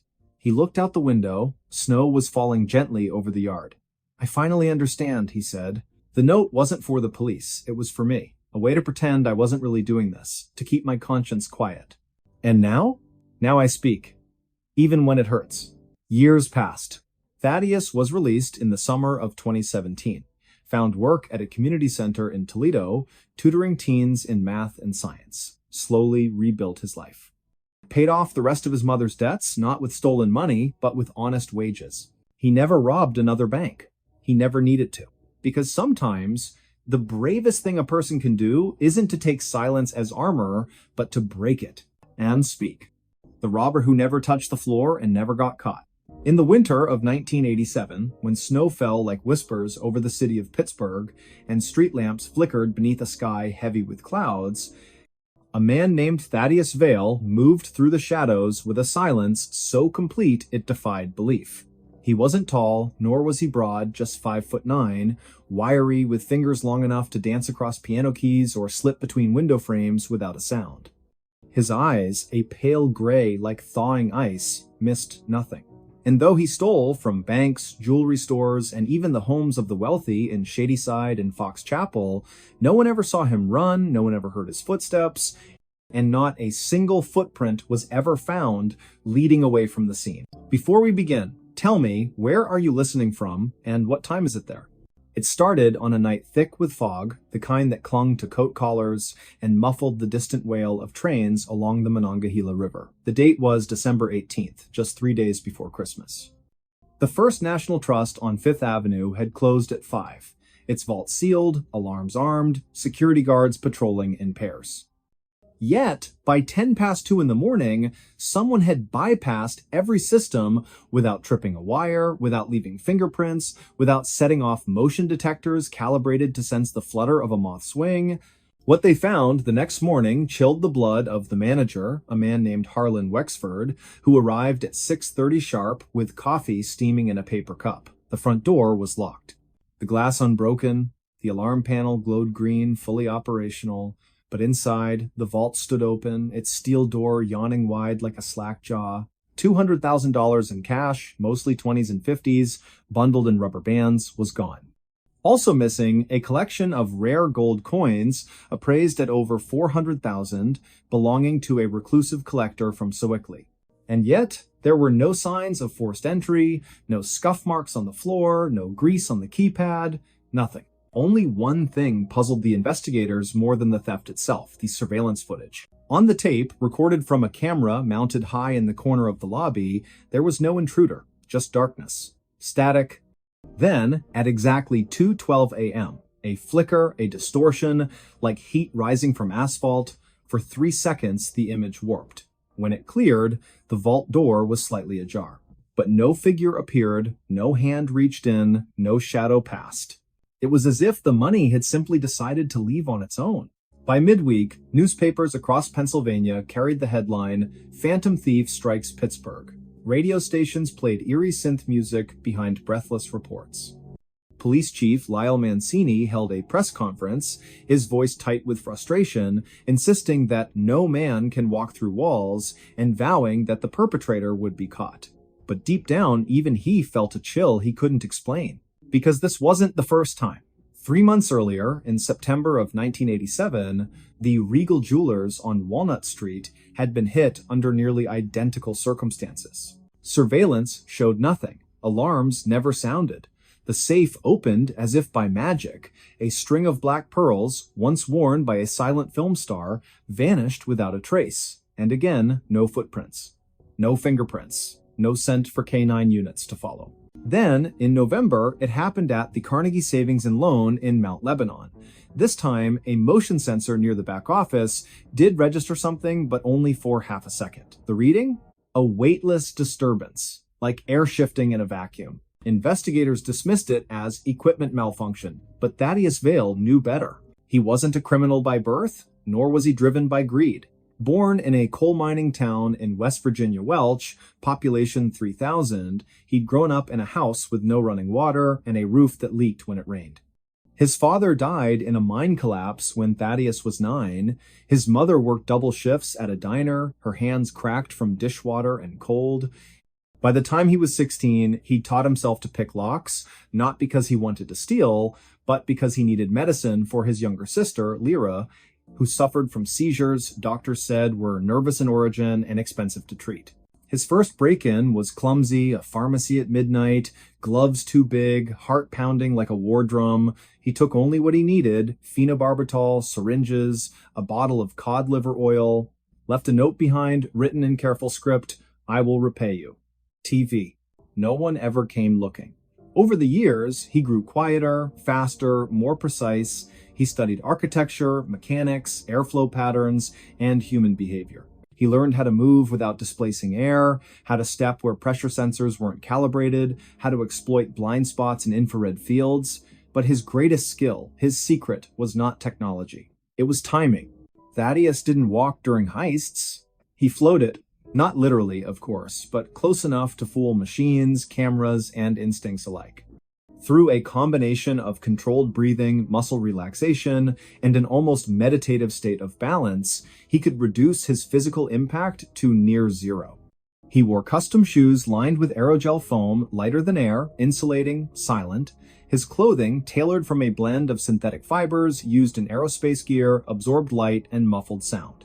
He moved in rhythm with the building's natural vibrations, the hum of HVAC systems, the creak of settling beams, so that his presence became part of the background noise. And he never touched the floor. Not directly. Instead, he used a technique he called shadow stepping, placing each foot on the very edge of tiles, where grout met wall, or balancing on the lip of a baseboard, distributing his weight across multiple micropoints. In some cases, he'd enter through ventilation shafts, descending slowly on ropes made of braided Kevlar thread, thin as spider silk, strong as steel. He'd hang suspended above carpets, vaults, marble floors reaching down, with tools shaped like fishing rods to retrieve items without ever grounding himself. To the world, it seemed impossible. To him, it was survival. By early January of 1988, the FBI had assigned Agent Rhoda Keene to the case. A veteran of white-collar crime divisions, she'd transferred from Quantico after solving a series of art thefts in New Orleans using behavioral profiling. She was sharp, skeptical, and immune to sensationalism, but even she paused the first time she watched the grainy bank footage from Fifth Avenue. "There's no one there," she muttered, rewinding the tape for the 7th time. Her partner, Dale Haskins, leaned forward. "Maybe it's a glitch." "No," she said, voice low. "Look at the dust motes. See how they shift right before the vault opens? Something passed through. Something quiet." They began cross-referencing all previous unsolved thefts in the region. 8 in total, dating back to 1984. All shared the same pattern: no entry, no exit, no evidence. And in 6 of them, weather reports mentioned unusually dense fog on the night of the crime. Coincidence? Possibly. But then, on January 15th, 1988, the unthinkable happened again. This time, it was the home of Arthur Pembroke, a retired steel magnate living in a gated estate in Sewickley Heights. The mansion had 20 rooms, a private gallery, and a security system designed by a former CIA contractor. Motion sensors, laser grids, thermal imaging, everything.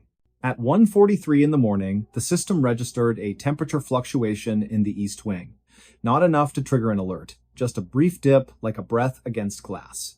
When Pembroke's housekeeper arrived at 7, she found the display case in the study shattered, not broken outward, but inward, as if crushed from within. Missing, a platinum pocket watch engraved with the coordinates of the Titanic's final resting place, and a letter signed by Thomas Edison promising collaboration on a wireless illumination device. Again, no prints, no alarms, no sign of struggle, but this time there was something new. On the marble floor, just beneath the shattered glass, lay a single playing card. The Queen of Spades, flipped face up. Agent Keene stared at it in the evidence photo, her pulse quickening. "He's communicating," she whispered. Haskins frowned. "With whom?" "With us," she said. "Or maybe with someone else." She ordered a full forensic sweep of all prior crime scenes, anything left behind, no matter how insignificant. And 2 days later, in a dusty envelope from the Regal Jewelers case, they found it a matchbook from a diner in Clarksburg, West Virginia. On the back, scribbled in pencil, "For Lyra. Soon." Keene traced the diner's records. Only one person had asked for directions to Welch that week, a man matching Thaddeus Vale's description, paying an exact change, wearing a long coat and sunglasses despite the overcast sky. She flew to West Virginia the next morning. Welch was a ghost of its former self, storefronts boarded up, miners out of work, children playing in empty lots where company houses once stood. She found the Vale residence, easily a sagging frame house on Sycamore Street, paint peeling, porch steps rotted, no lights on, no car in the driveway, but smoke curled from the chimney. She knocked. Silence. Then, the soft click of a lock. The door opened just enough to reveal a woman, thin, pale, wrapped in a wool blanket. Her eyes were red, her hair tied back with a frayed ribbon. "Yes?" she asked, voice hoarse. Mrs. Vale, Keene said gently. I'm Special Agent Rhoda Keene, FBI. I'm looking for your son, Thaddeus. The woman didn't flinch, didn't gasp, just exhaled slowly, like someone releasing a burden. He's not here, she said, and he won't come back. Why not? Because he's done what he needed to do. Keene stepped forward. Ma'am, your son is suspected in multiple thefts, over $1 million in losses. People are scared. We need to talk to him. The woman smiled faintly. Talk to him? You think he'd let you catch him? You think he leaves tracks because he wants to be found? She opened the door wider. Inside, the room was sparse wood stove, cot, bookshelf, crammed with engineering manuals and old medical journals. On the wall, a map of Pittsburgh was pinned with tiny red dots, each marking a location of a theft. But in the center, a photograph. A young girl, maybe 10 years old, smiling beside a hospital bed. A caption beneath, handwritten, Lyra's first seizure-free year. She's alive, the woman said softly. Thanks to him, the medicine, the specialists, the treatments they said we could never afford. He gave her time. 5 years. She passed last April, peacefully. Keene felt her throat tighten. And now? She asked. Now he's gone, the mother said. Where? I don't know. Maybe helping someone else? Maybe just resting. She handed Keene a small box wrapped in brown paper. This came yesterday. No return address. Just your name. Keene opened it. Inside, the Edison letter, the Titanic watch, and a note on thin stationery. Return these. They were borrowed. T.V. No arrest warrant was ever served, no trial convened. The FBI closed the case in March of 1988, citing insufficient evidence and lack of identifiable suspect. The media moved on. The public forgot. But in quiet corners among locksmiths, security consultants, and urban legends whispered in police academies, Thaddeus Vale became myth. They say he still moves. On nights when fog rolls in from the rivers, when the wind carries the scent of coal and frost, some claim to see a figure drifting past windows, never casting a shadow, never making a sound. They say he doesn't steal anymore. They say he helps. A wallet returned to a college student who lost it on the T. A stack of bills slipped under the door of a family facing eviction. A prescription filled anonymously at a pharmacy in McKeesport. And sometimes, if you look closely at the snow-covered ground after such events, you'll notice something strange. No footprints. Just the faint impression of edges like someone walked on the very border of the world, never quite landing, never touching, never caught, and perhaps never meant to be. Missing 411, vanished in broad daylight 20 feet from family. On a crisp October afternoon in the year 1997, beneath a sky of pale blue streaked with wisps of cloud like torn lace, the small town of Pine Hollow, nestled in the rugged folds of northern Idaho, seemed untouched by urgency or fear. The air carried the faint scent of pine resin and damp earth, remnants of an early morning frost that had melted under the sun's gentle gaze. Children played near the edge of the woods behind their homes, their laughter echoing across open fields where goldenrod swayed in the breeze. It was one of those rare autumn days when time felt suspended, when even the wind seemed to hold its breath. Before we begin, tell me where are you listening from and what time is it there? At precisely 3:28 in the afternoon on the 14th day of October, 1997, Elias Thornwood, a quiet boy of 9 years old, with eyes the color of storm clouds and hair so dark it almost swallowed the light, vanished without a sound. He wasn't taken from a dark alley, nor snatched during a thunderstorm, nor lured into the shadows by a stranger with hollow promises. No, he disappeared in broad daylight, just 20 feet from where his family stood, gathered in their backyard for a simple Sunday gathering. The Thornwoods lived in a modest 2-story cedar house at the end of Hemlock Lane, a gravel road fringed by towering pines and thick underbrush. Their property backed onto the dense expanse of the Bitterroot National Forest, where deer trails wound through ferns and fallen logs, and silence often pressed against the ears like cotton. That day, Elias's grandmother, Margaret, had come down from Missoula to visit. His father, Harlan, a mechanic with calloused hands and a voice like gravel rolling in a tin can, was grilling bratwurst over a charcoal fire. His mother, Lila, wore her favorite lavender apron and stirred a pot of apple cider spiced with cinnamon and cloves. His older sister, Cora, then 11, sat cross-legged on a patch of grass, braiding daisies into a crown while humming an old folk tune passed down from her great-aunt. Elias had been playing hide-and-seek with the neighbor's son, Joran Pike, a wiry boy with freckles scattered across his nose like pepper. They'd agreed on boundaries, the fence line, the old oak tree with the tire swing, and the edge of the woods, which both parents had strictly forbidden them from crossing. Not beyond the stump, Harlan had said earlier, pointing to a moss-covered log half buried in ivy. That forest doesn't forgive mistakes. It was just after 3 o'clock when Joran ducked behind the woodpile near the garage, giggling as Elias counted aloud, his back pressed against the cherry tree in the center of the yard. 10, 9, 8. His voice rang clear and bright. Birds chirped in the hedges. A dog barked somewhere down the lane. The world felt safe, predictable. When Elias reached 0, he turned, scanned the yard, and called out, "Ready or not?" He found Joran quickly, bursting from behind the logs with a triumphant whoop. Then came the next round.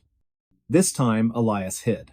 He darted toward the far side of the yard, near the rusted garden shed where tomato vines curled around broken trellises. He crouched low, pressing himself into the shadow of the wall, heart thudding with excitement. The plan was simple. He would stay hidden until Joran gave up and called his name. But he never emerged. 3:28. That's when Cora first noticed. She looked up from her flower crown, squinting across the lawn. "Where's Elias?" She asked, her voice light at first, tinged only with mild curiosity. No one answered immediately. Harlan flipped a sausage with tongs. Lila poured cider into mugs. Margaret rocked gently in the folding chair, knitting needles clicking. "Elias?" Cora called again, louder this time. Still nothing. Joran frowned. "He was right here. I saw him go behind the shed." Harlan set the tongs down. "Elias, enough hiding now." Silence. Then, movement, a flicker of unease passing between the adults like a cold draft under a door. Lila wiped her hands on her apron and walked toward the shed, her steps quickening. "Elias? Sweetheart, come out. Dinner's ready." She peered around the corner. Nothing. Just a scattering of fallen leaves and a single red sneaker lying on its side. Her breath caught. "Harlan?" Her voice cracked like dry wood. "He's not here." Within seconds, the peaceful backyard erupted into chaos. Harlan sprinted to the shed, circled it twice, then pushed through the tall grass toward the tree line. "Elias! Elias!" His shouts tore through the stillness, sharp and desperate. Joran began to cry. Cora stood frozen, clutching her unfinished daisy chain, her knuckles white. Margaret rose slowly, her knitting falling to the ground. "He wouldn't go into the woods," she whispered. "He knows better." But the truth was undeniable. The boundary line marked by the old stump had been crossed. A trail of crushed ferns and disturbed soil led directly into the trees. And then, abruptly, the trail ended, as if the earth itself had swallowed him whole. Neighbors arrived within minutes. Sheriff Dale Mercer, a man with salt and pepper hair and a slow, deliberate way of speaking, arrived with 2 deputies and a German shepherd named Rex. Search teams fanned out through the forest, calling Elias's name, their flashlights cutting beams through the thinning light. Volunteers joined in local hunters, school teachers, even the postman, Mr. Havelock, who had delivered mail on Hemlock Lane for 32 years. They searched all night, they searched the next day, they dragged the creek behind the property, combed abandoned mining shafts half a mile east, checked every cabin and trailer within a 10-mile radius. Helicopters circled overhead, their rotors beating the air like frantic wings. Nothing. No footprints beyond the initial trail, no clothing snagged on branches, no signs of struggle, no ransom note, no suspicious vehicles reported. Elias Thornwood had simply ceased to exist, 20 feet from the people who loved him most. The investigation stretched for months. FBI agents reviewed grainy security footage from a gas station 3 miles away useless. Psychics were consulted, though Sheriff Mercer rolled his eyes and called them noisemakers. Tips poured in, some credible, most not. A woman in Spokane claimed she saw a boy matching Elias's description boarding a Greyhound bus with a man in a brown coat. Another caller said he'd seen a van parked near the forest edge around 3:15 that day, engine running, windows tinted, but no license plate, no confirmation.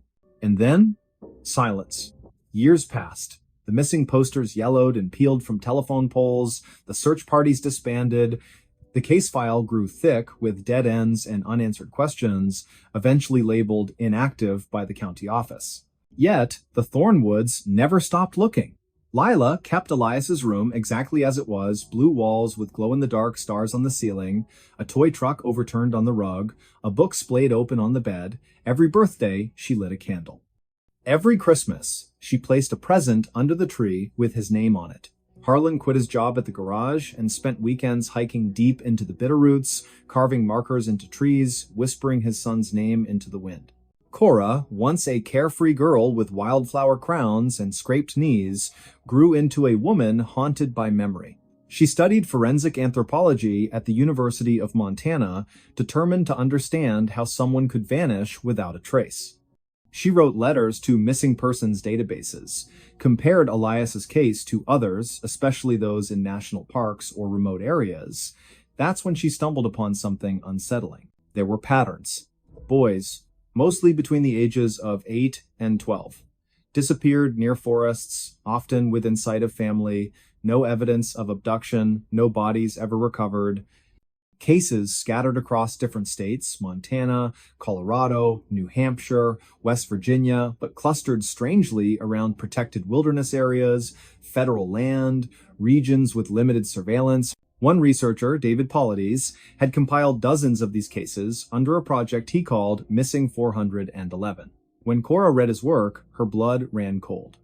Elias's disappearance fit the profile perfectly: daylight, proximity to family, sudden absence, lack of forensic evidence. Even the terrain matched: soft soil, dense canopy, poor cell reception. But why? What connected these children? Some theories surfaced: wild animals, though no claw marks, no remains; runaways, though none left notes or took belongings; foul play by strangers, yet no witnesses, no DNA. Others whispered about more troubling possibilities: coordinated abductions, underground networks, or something darker, something the official reports refused to acknowledge. Then came the rumors. Hunters in the Bitterroots spoke in hushed tones about figures seen deep in the woods, tall, unnaturally still, moving without sound. Old-timers recalled stories from native elders about the vanishing people, spirits said to dwell in the high timber, who took children who strayed too far. Some believed the forest itself had a consciousness, a hunger. Sheriff Mercer dismissed such talk. "Grief makes people see ghosts," he said once, leaning against his cruiser outside the diner on Main Street. Truth is, sometimes bad things happen for no reason, and sometimes we never get answers. But Cora couldn't accept that.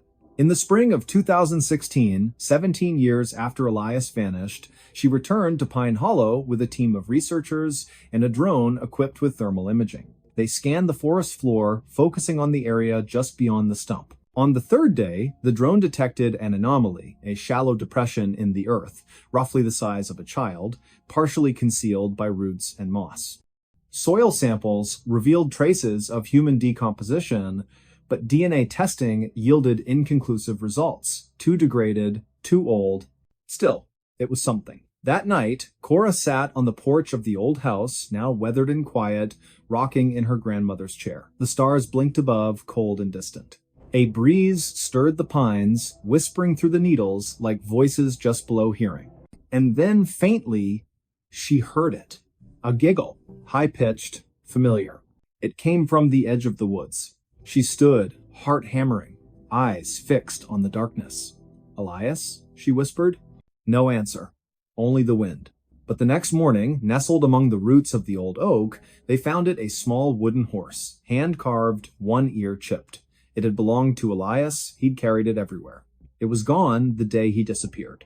Now it was back. No fingerprints, no footprints, just the toy, resting on a bed of pine cones as if placed there with care.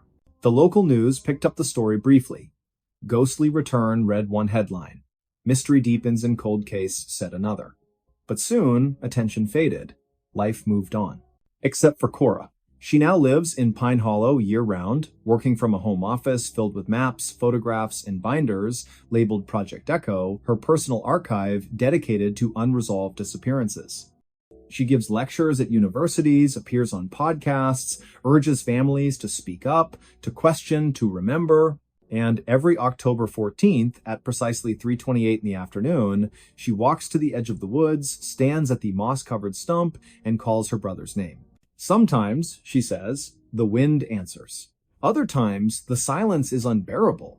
But she continues, because as long as one person remembers, Elias Thornwood is not truly gone.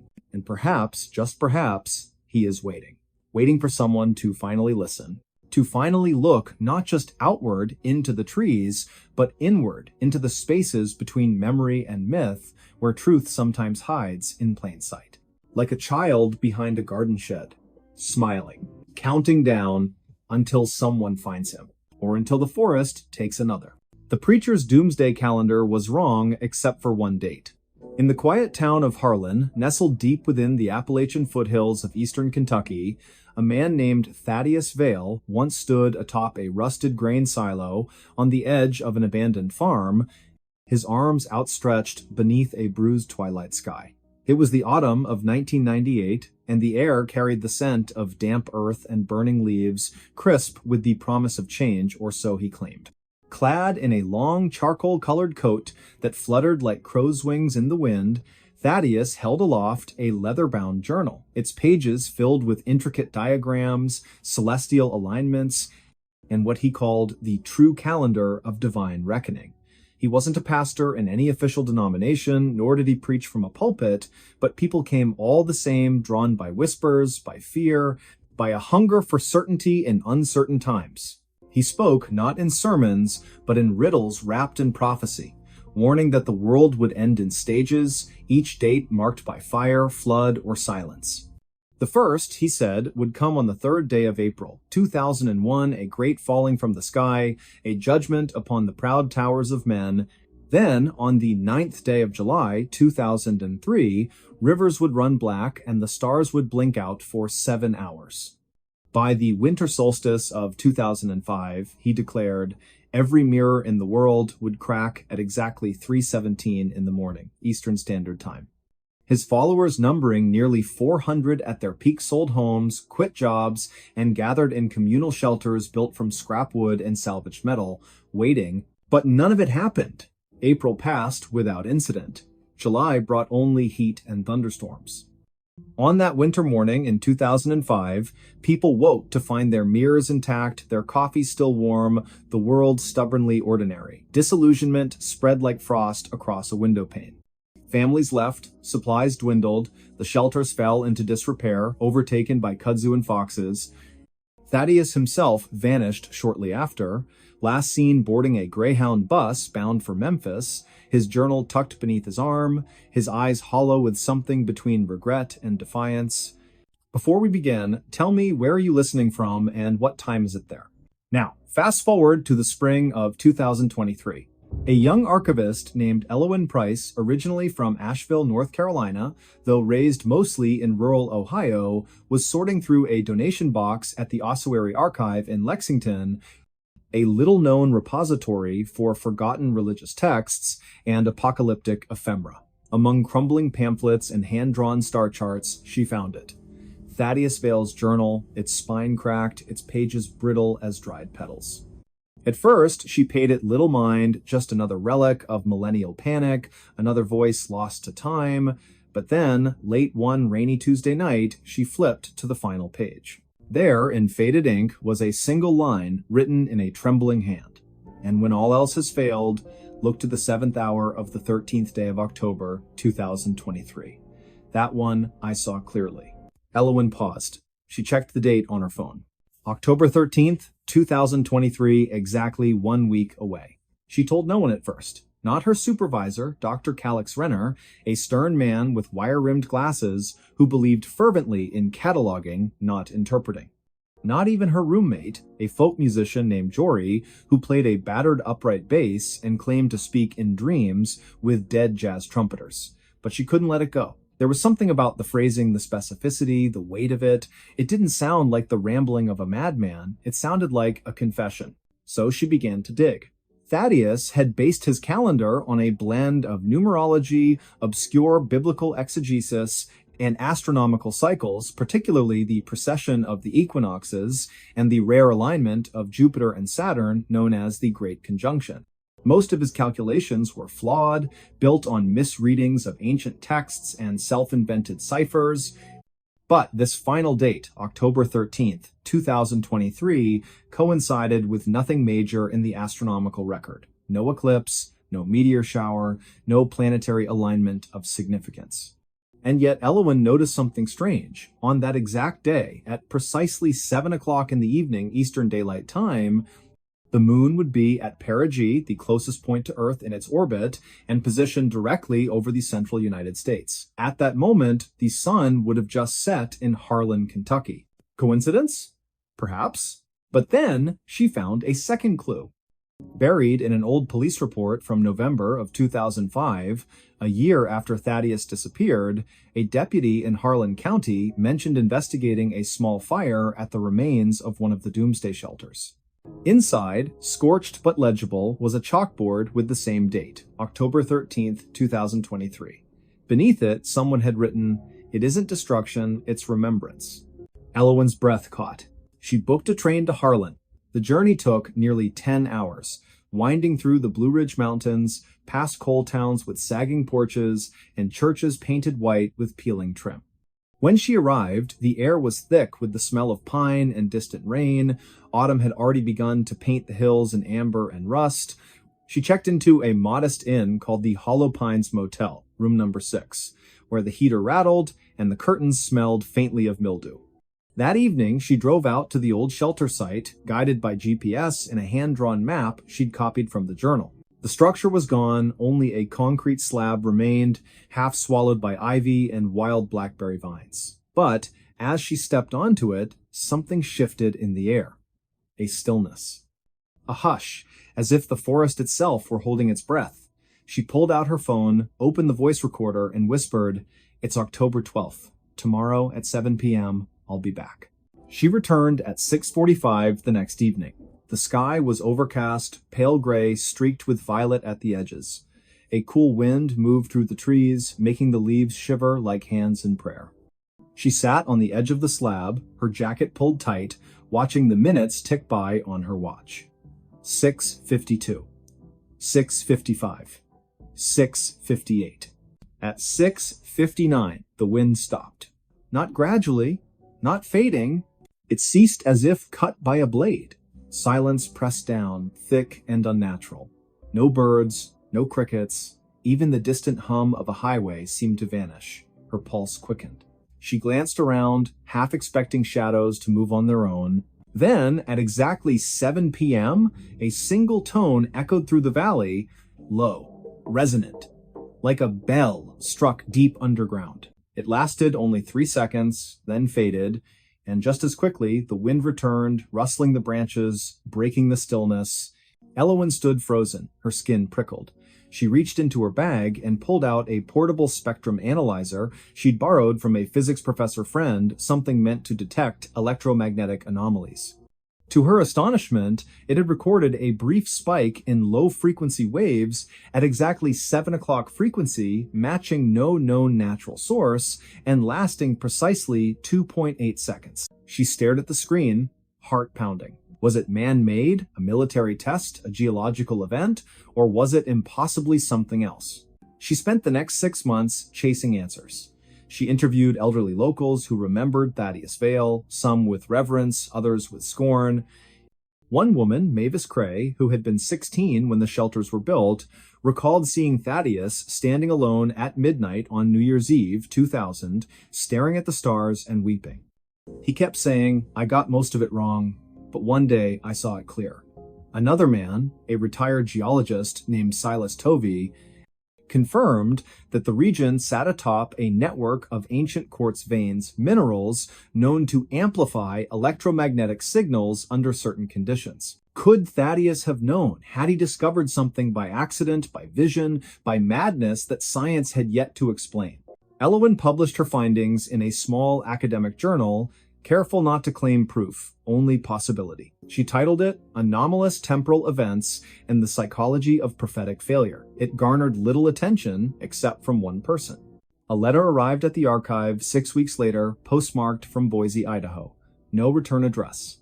Inside, a single sheet of paper, typewritten, "You were there. I saw you on the slab. You heard it too. I've waited 20 years. He told me it would happen only once, only for those who believed enough to doubt. Tell me, did you feel it?" Not sound, not vibration, but memory, as if the world remembered something it had forgotten. No signature. Just that. Elowen never replied. But sometimes, late at night, when the house is quiet and the streetlights flicker outside her window in Columbus, where she now lives, she opens the journal again. She runs her fingers over that final line. That one, I saw clearly. And she wonders, was it a hoax? A delusion? Or did Thaddeus Vale, in all his flawed brilliance, truly glimpse one moment not of destruction, but of resonance? A single date when time bent just enough for something to slip through? Not the end of the world, but a whisper from it. Think about that. What if the apocalypse isn't fire and ruin? What if it's a moment so quiet, so precise, that only the ones who are truly listening will ever know it happened? And what if it already did? October 13th, 2023, 7 o'clock in the evening, Eastern Daylight Time. In a field in Kentucky, beneath a motionless sky, a tone rang out, brief, unexplained, undeniable. And somewhere, perhaps, Thaddeus Vale smiled. Because even prophets get things wrong. But sometimes, just once, they're right. And when they are, the world doesn't end. It simply pauses and listens. The urban legend that locals swear is real and won't talk about at night. In the hollowed hills of northern West Virginia, where the trees grow thick and the valleys swallow sound like secrets never meant to be spoken, there's a stretch of road locals avoid after sundown. Not because it's dangerous in the usual way, no sharp curves, no history of accidents, but because something walks there, something that doesn't belong. The road is called Hollow Creek Lane, winding through the unincorporated township of Gormley Mills, a place so small it doesn't appear on most maps, and so quiet that even birds seem reluctant to sing past twilight. Before we begin, tell me, where are you listening from and what time is it there? It was late autumn in the year 1987 when the first official report came in, not to the sheriff's office, but whispered between neighbors over cracked porcelain cups of black coffee. A woman by the name of Thalia Mercer, who lived alone in a weather-worn clapboard house just off Hollow Creek Lane, claimed she saw a figure standing at the edge of her cornfield one evening. She said it wasn't tall, not exactly, but wrung its limbs too long, its head tilted at an angle that made her stomach twist. It didn't move, didn't blink. Just stood there, facing her porch, as if waiting for an invitation she had no intention of giving. Thalia was known in Gormley Mills as a practical woman church every Sunday, grew her own vegetables, kept a loaded 38 inches her nightstand since her husband passed in '69. So when she called Sheriff Harlan Voss 3 nights later, voice trembling like a plucked wire, he listened. He arrived with his flashlight cutting through the fog, boots crunching on frost-laced gravel. The house was dark except for a single lamp glowing behind the kitchen curtain. Thalia met him at the door, wrapped in a faded quilt, eyes wide and bloodshot. "It's back," she whispered. "Same spot, in the field." They walked together toward the edge of the property, the beam of the flashlight slicing through the mist. Nothing moved, no footprints in the damp soil, no snapped branches or disturbed earth. Just silence, thick and heavy, like wool pressed against the ears. Then, from somewhere deep in the corn rows, a sound. A low, wet clicking, like stones being rolled in oil. Sheriff Voss aimed the light, the stalk swayed slightly, though there was no wind, and then nothing. The sound stopped. The air stilled. They stood there for nearly 10 minutes, neither speaking, both feeling watched. Sheriff Voss told Thalia to stay indoors, lock the doors, and call him if anything changed. He drove away slowly, scanning the rearview mirror until the house disappeared behind the trees. He filed a report the next morning, possible hallucination due to stress or sleep deprivation, but privately he marked a note in his personal ledger, Hollow Creek, November 3rd, Thalia Mercer. Heard something, felt something, can't explain. That winter was harsh, long stretches of snow, power outages, roads blocked for days. But people in Gormley Mills noticed other things too. Dogs refused to go into backyards after dark. Chickens vanished without signs of struggle. And on still nights, when the moon hung low and yellow, some swore they heard voices calling from the woods, voices that didn't sound human. Children were kept inside after 6, porch lights stayed on all night, conversations about Hollow Creek Lane ended quickly, often with a shake of the head and a muttered phrase, "Best not talk about it." Then, in early spring of 1988, a teenager named Corwin Bellwether went missing. He was 16, lanky, with a stutter he'd been trying to overcome since childhood. Corwin liked to walk at night, said it helped him think. His mother, Elspeth, would beg him not to go down Hollow Creek Lane, but he always shrugged and said, "Nothing out there but trees and dirt." On the night of March 14th, he left after dinner with a notebook in his pocket, claiming he was writing poetry for school. He never came back. Search parties combed the woods for weeks. Bloodhounds picked up his scent near the creek bed, then lost it abruptly, as if he'd stepped off the face of the earth. A week later, his boots were found placed neatly side by side at the base of an old sycamore, roots tangled like knuckles. No body, no blood, no explanation. The official cause of disappearance? Presumed runaway. But in Gormley Mills, folks knew better. They looked at each other in church pews, eyes shadowed, lips tight. They didn't say much. But they stopped walking that road entirely. Years passed, the story faded mostly. New families moved into the valley, drawn by cheap land and quiet living. They laughed at the old tales. Ghosts, they'd say. Come on. But then, little things started happening. Lights flickering in empty rooms, cold spots in hallways. One woman, Miriam Huxley, claimed she saw a figure in her bathroom mirror one night, a man with sunken eyes and a mouth sewn shut with black thread. She screamed, turned on the light, and it was gone. The next morning, she found a single muddy footprint on the linoleum leading from the bathtub to the door, but the windows were locked. The house had no basement access. In 2005, a documentary crew from Pittsburgh arrived, determined to debunk the myth. They set up cameras along Hollow Creek Lane, motion sensors, audio recorders. For 2 nights, nothing. On the 3rd, at precisely 2:13 in the morning, every device failed simultaneously. The footage showed only static, but audio captured a whisper, faint at first, then clearer. You're not supposed to see. When the lead technician reviewed the files, he noticed something else. In the background, beneath the static, a rhythmic tapping 3 slow knocks, pause, then 2 quick ones, like a code or a warning. He played it for an elderly resident named Otis Grindle, who'd lived in Gormley Mills his entire life. Otis listened once, turned pale, and said, "That's how they used to signal before the mine collapsed in '49. Only the men trapped underground knew that pattern." He refused to speak another word on the subject. By 2012, Hollow Creek Lane was officially closed. The county put up a rusted gate, chained and padlocked, with a sign that read, "Road closed, no trespassing."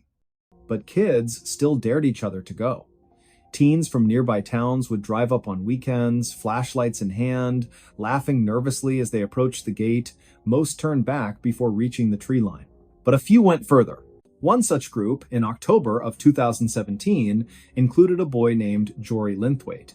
He was 17, curious, raised on horror films and internet creepypastas. He didn't believe in ghosts, he believed in adrenaline. That night, he and 3 friends cut the chain with bolt cutters and slipped through. They brought cameras, a Ouija board, even a EVP recorder. They set up camp near the old sycamore where Corwin's boots were found. At first, it was jokes. Flashlight beams dancing through the trees, mocking whispers. Then, around 1 o'clock, the temperature dropped sharply. Breath came out in thick clouds. Their phones died, one by one. Then the recorder picked up a voice, clear, childlike, but distorted. "Don't look behind you." All 4 spun around. Nothing there. But when they turned back, the Ouija board planchette had moved on its own, spelling "Leave now." They packed up fast. As they ran toward the gate, Jory tripped. His friends thought he'd caught his foot on a root, but when they stopped and turned, Jory wasn't getting up. He was staring into the trees, mouth open, eyes wide with terror. "It's watching," he whispered. "It's smiling." They pulled him up, half dragging him the rest of the way. The chain was intact again, no sign it had ever been cut. Jory didn't speak for 3 days. When he finally did, he described a face pale, stretched, with too many teeth. He said it stood between the trees, perfectly still, just smiling. And then, in a voice not his own, he said, "It knows my name." After that, the county welded the gate shut, installed surveillance cameras. Within a week, all 4 cameras malfunctioned. Footage showed nothing but snow, even though the night was clear. And in the corner of one frame, barely visible, a shadow tall, thin, with fingers too long to be real, reached slowly toward the lens. To this day, residents of Gormley Mills won't go near Hollow Creek Lane after dark. If you ask them why, they'll change the subject, or give you a look one that says, "You don't want to know."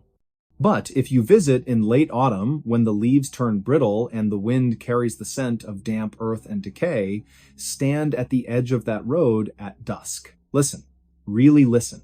You might hear the faintest echo of footsteps, slow, deliberate, coming from nowhere and everywhere at once.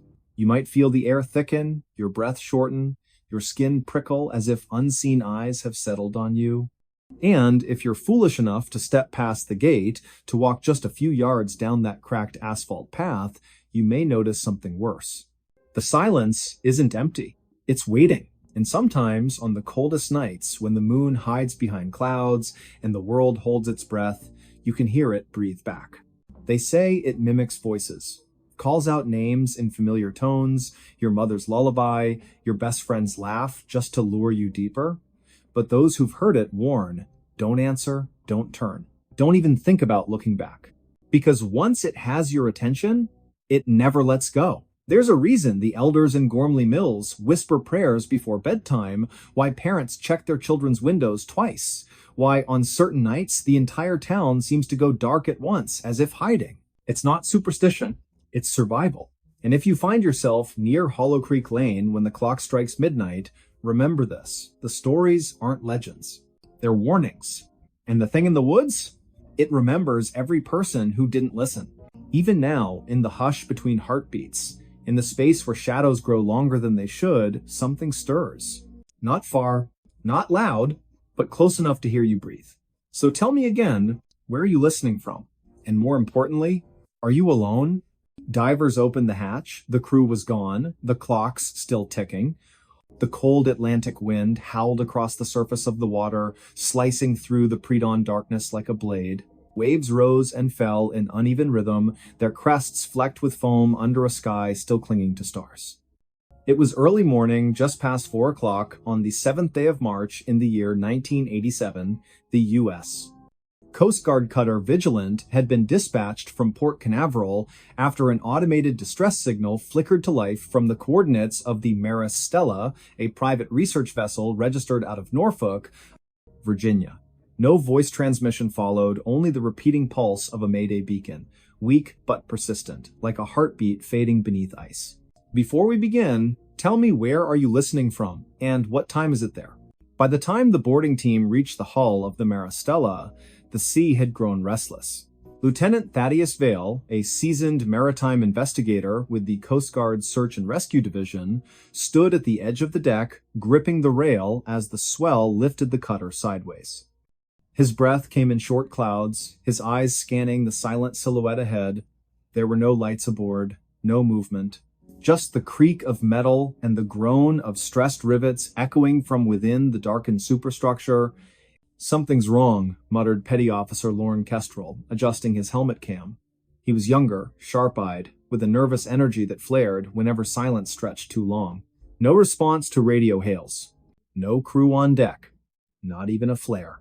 Thaddeus didn't answer. He stepped forward, boots clanging against the gangplank as it settled onto the research vessel's main deck. The air smelled of salt, yes, but underneath, something sharper. Metallic, like old wiring or scorched insulation. He paused, hand resting on the hatch handle. It was warm, not from the sun hadn't risen yet, but from within.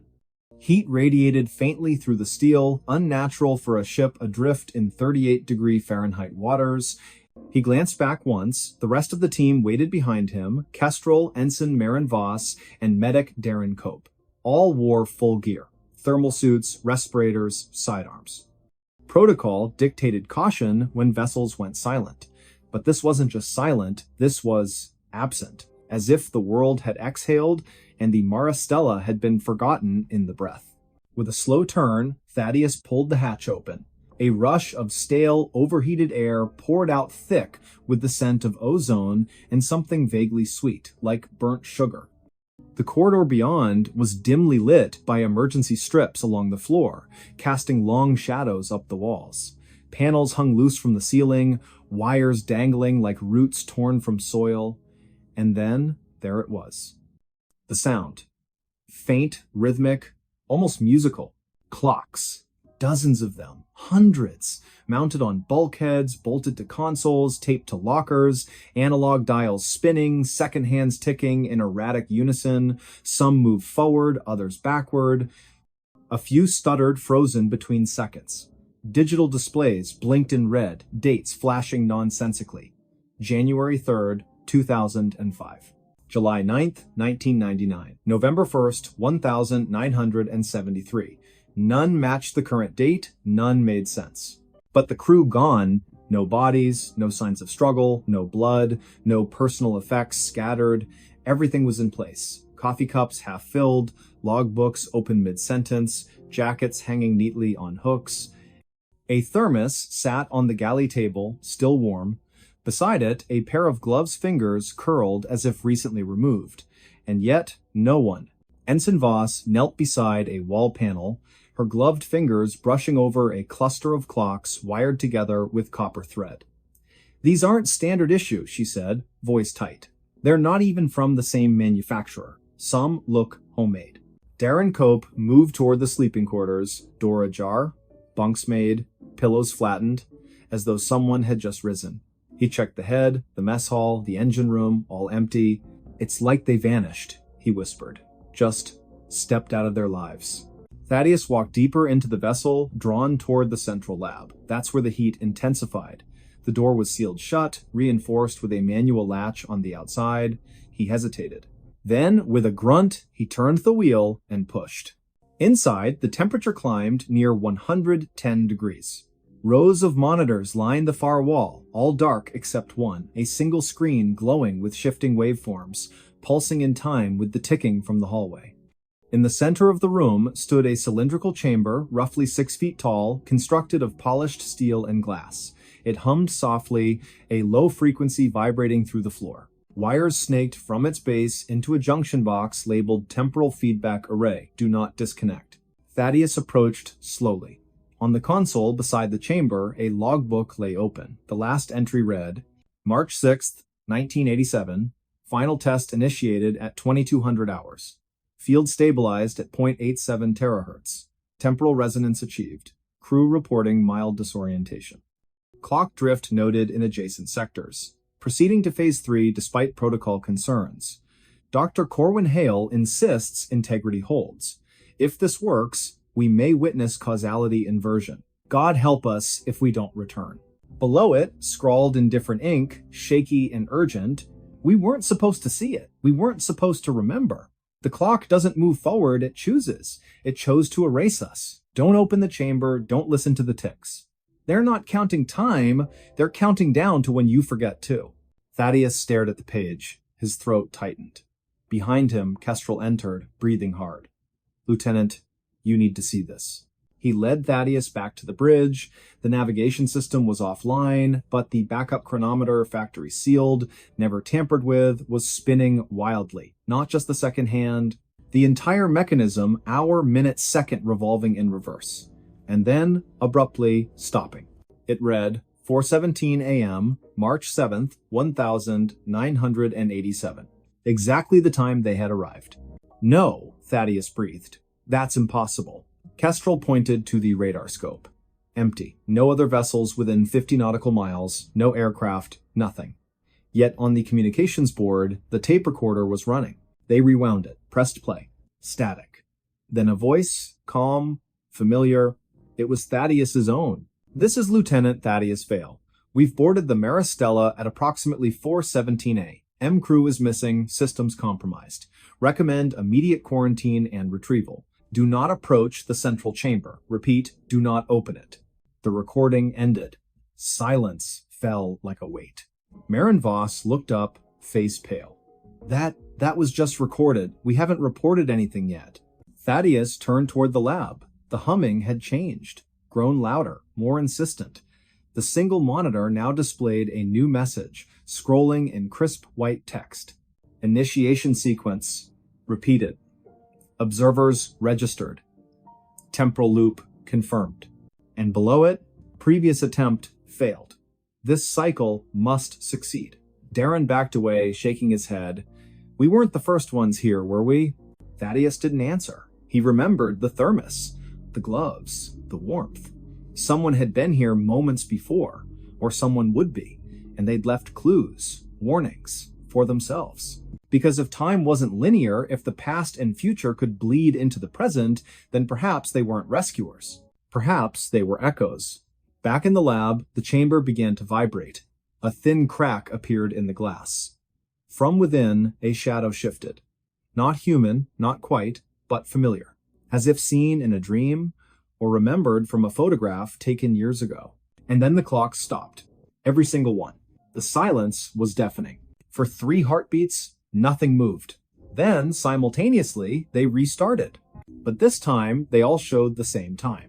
4:13 a.m., March 7th, 1987. 4 minutes earlier.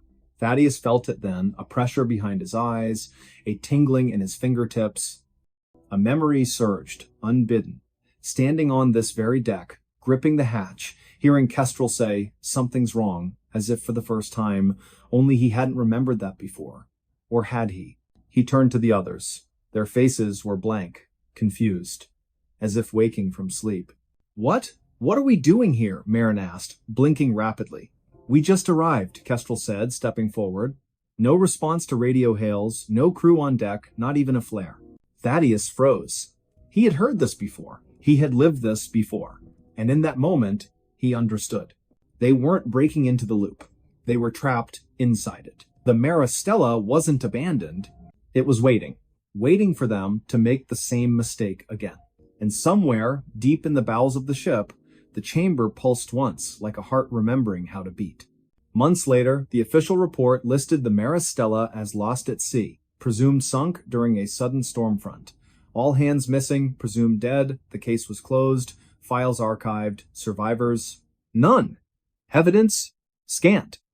Just a few corrupted audio logs, a set of mismatched timestamps, and one handwritten note found in Thaddeus Vale's personal effects delivered to his sister's home in Asheville, North Carolina, with no return address, postmarked June 11th, 1987. The note read simply, "I remember the clocks. I remember the heat. I remember saying the same words, seeing the same faces. I don't know how many times I've lived this. But I know one thing, if you're reading this, I failed again. And you're next. Listen carefully. When you hear the ticking, don't follow it. Don't open the hatch. And whatever you do, don't trust the time on your watch." The letter was dated March 7th, 1987. But the postmark was from March 7th, 2024. And in a small attic drawer in Asheville, buried beneath old photographs and yellowed letters, a single analog clock sits untouched. Its hands have not moved in 37 years.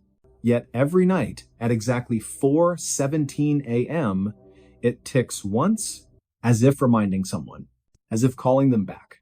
Ohio's Vanishing Room legend turned out to be a crime scene. In the quiet, rolling hills of southeastern Ohio, where the trees grow thick and the fog clings to the valley long after sunrise, there stands an old farmhouse just off State Route 327, near the unincorporated community of Gloucester. The structure, weathered by decades of wind and rain, has stood vacant since the late 1980s, its windows shattered, its roof sagging under the weight of time.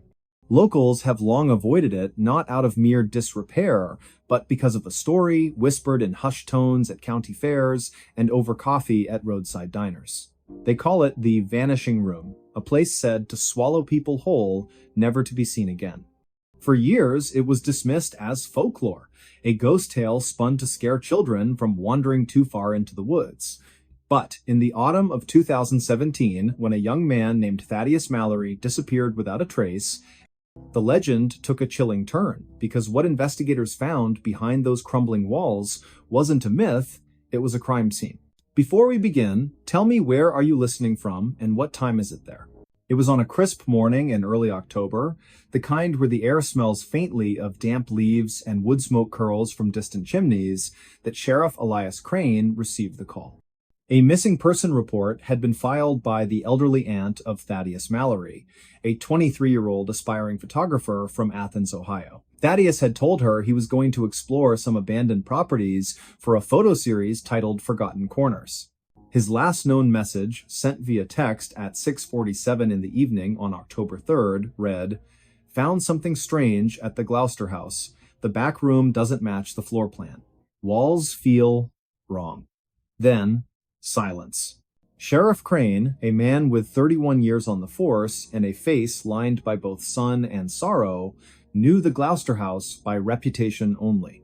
He'd heard the stories of hikers who claimed they entered the house and exited miles away, of teenagers who swore they saw a door where none should be, opening into a space that defied logic. But he was a practical man, grounded in evidence, not superstition. Still, when no sign of Thaddeus turned up after 2 days, not at his apartment, not at his favorite diner, not even on surveillance footage from the gas station on Route 59, he ordered a search of the property. The team arrived just after dawn on October 6th, their breath visible in the pale light. The house loomed ahead, surrounded by knee-high weeds and rusted farm equipment half swallowed by the earth. Deputy Marlowe, a rookie with nerves tighter than a snare drum, led the way, flashlight trembling slightly in his grip. The front door groaned open with a sound like a dying animal, releasing a wave of cold, stale air that carried the scent of mildew and something sharper, something metallic. Inside, the house was eerily intact. Dust coated every surface, but there were no signs of forced entry, no broken furniture, no struggle. It was as if time had simply stopped. Photographs still hung crooked on the walls, a calendar from 1986 frozen on the month of July. Sheriff Crane moved through the kitchen, then the parlor, calling out Thaddeus's name, his voice echoing through the hollow rooms. Nothing answered. Then they reached the hallway. It was here that things began to feel off. The corridor seemed longer than it should have been, stretching farther than the exterior walls allowed. The floorboards creaked unevenly, and the wallpaper, once floral, now peeling in long strips, pulsed faintly in the draft, as though breathing. Deputy Marlowe paused, turning to the sheriff. "Sir, did we pass that door before?" he asked, pointing to a narrow paneled entrance on the left. Crane frowned. He didn't remember it. They opened it. Beyond lay a small room no more than 10 feet by 12, but everything about it felt unnatural. The ceiling sloped downward at an impossible angle, though the house outside had a flat roof. The walls were covered in crude symbols, drawn in what later tests would confirm as human blood, layered over decades. And in the center of the floor, a circle had been etched into the wood, filled with ash and bone fragments. Most disturbing of all, the room had no window, yet a faint greenish light seemed to emanate from the corners, flickering like old television static. Sheriff Crane's radio crackled.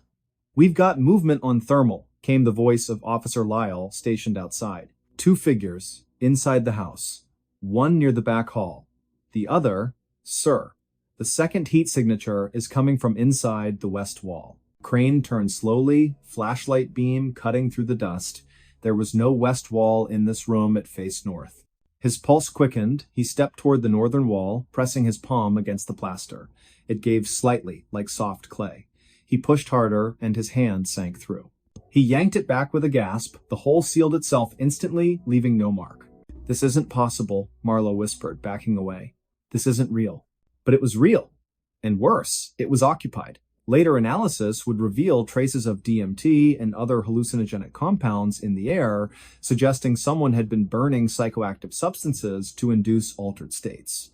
But forensic teams also uncovered human remains buried beneath the floorboards, 3 sets of bones, carbon dated to the 1970s, 80s, and early 2000s. Dental records confirmed one belonged to a woman named Elspeth Vaughan, reported missing in 1979 after telling friends she was investigating a doorway to another place in rural Ohio. And then there was Thaddeus. On October 9th, during a second sweep of the property, K-9 Unit Officer Renata Cho discovered a trapdoor hidden beneath a collapsed section of the basement. Behind it, a narrow tunnel descended into darkness. The walls were lined with photographs, dozens of them taken inside the vanishing room. Faces stared out from the images, mouths open in silent screams, eyes wide with terror. Among them was Thaddeus, captured mid-stride, unaware, seconds before vanishing from the known world. At the end of the tunnel, they found him, not alive. Not exactly. His body was seated upright, propped against the stone wall, dressed in the same clothes he'd worn the night he disappeared. His skin was pale, almost translucent, stretched tight over his bones. His eyes were open, pupils dilated, fixed on a point beyond the ceiling. In his lap lay a leather-bound journal filled with frantic handwriting, sketches of shifting corridors, spiraling staircases leading nowhere, and repeated phrases, "It watches, it learns. It remembers names." The final entry, dated October 4th, just one day after his last text read, "I think I'm still here. I think I never left. But something else is wearing my face now. If you find this, don't go back. Don't look for the door. It knows you're looking. It's always listening." The case was officially closed in March of 2018. Authorities cited homicide, though no suspect was ever identified. The house was condemned and scheduled for demolition, but crews refused to touch it. Dynamite placed at the foundation failed to detonate. Bulldozers stalled mid-approach, engines dead despite full tanks. Eventually, the state erected a chain-link fence around the property, topped with barbed wire, and posted warning signs, "No trespassing, hazardous structure." Yet, even now, nearly 7 years later, locals report seeing lights in the windows on foggy nights. Hunters claim to hear whispers drifting through the trees, voices calling names of people who've never been to Gloucester. And sometimes, on the edge of sleep, residents swear they feel a pressure behind their eyes, a sensation of being pulled not forward, but sideways into a space that shouldn't exist. The vanishing room, it seems, is not done, and perhaps it never will be. Because legends don't die in places like Ohio. They wait, they breathe, they grow hungry.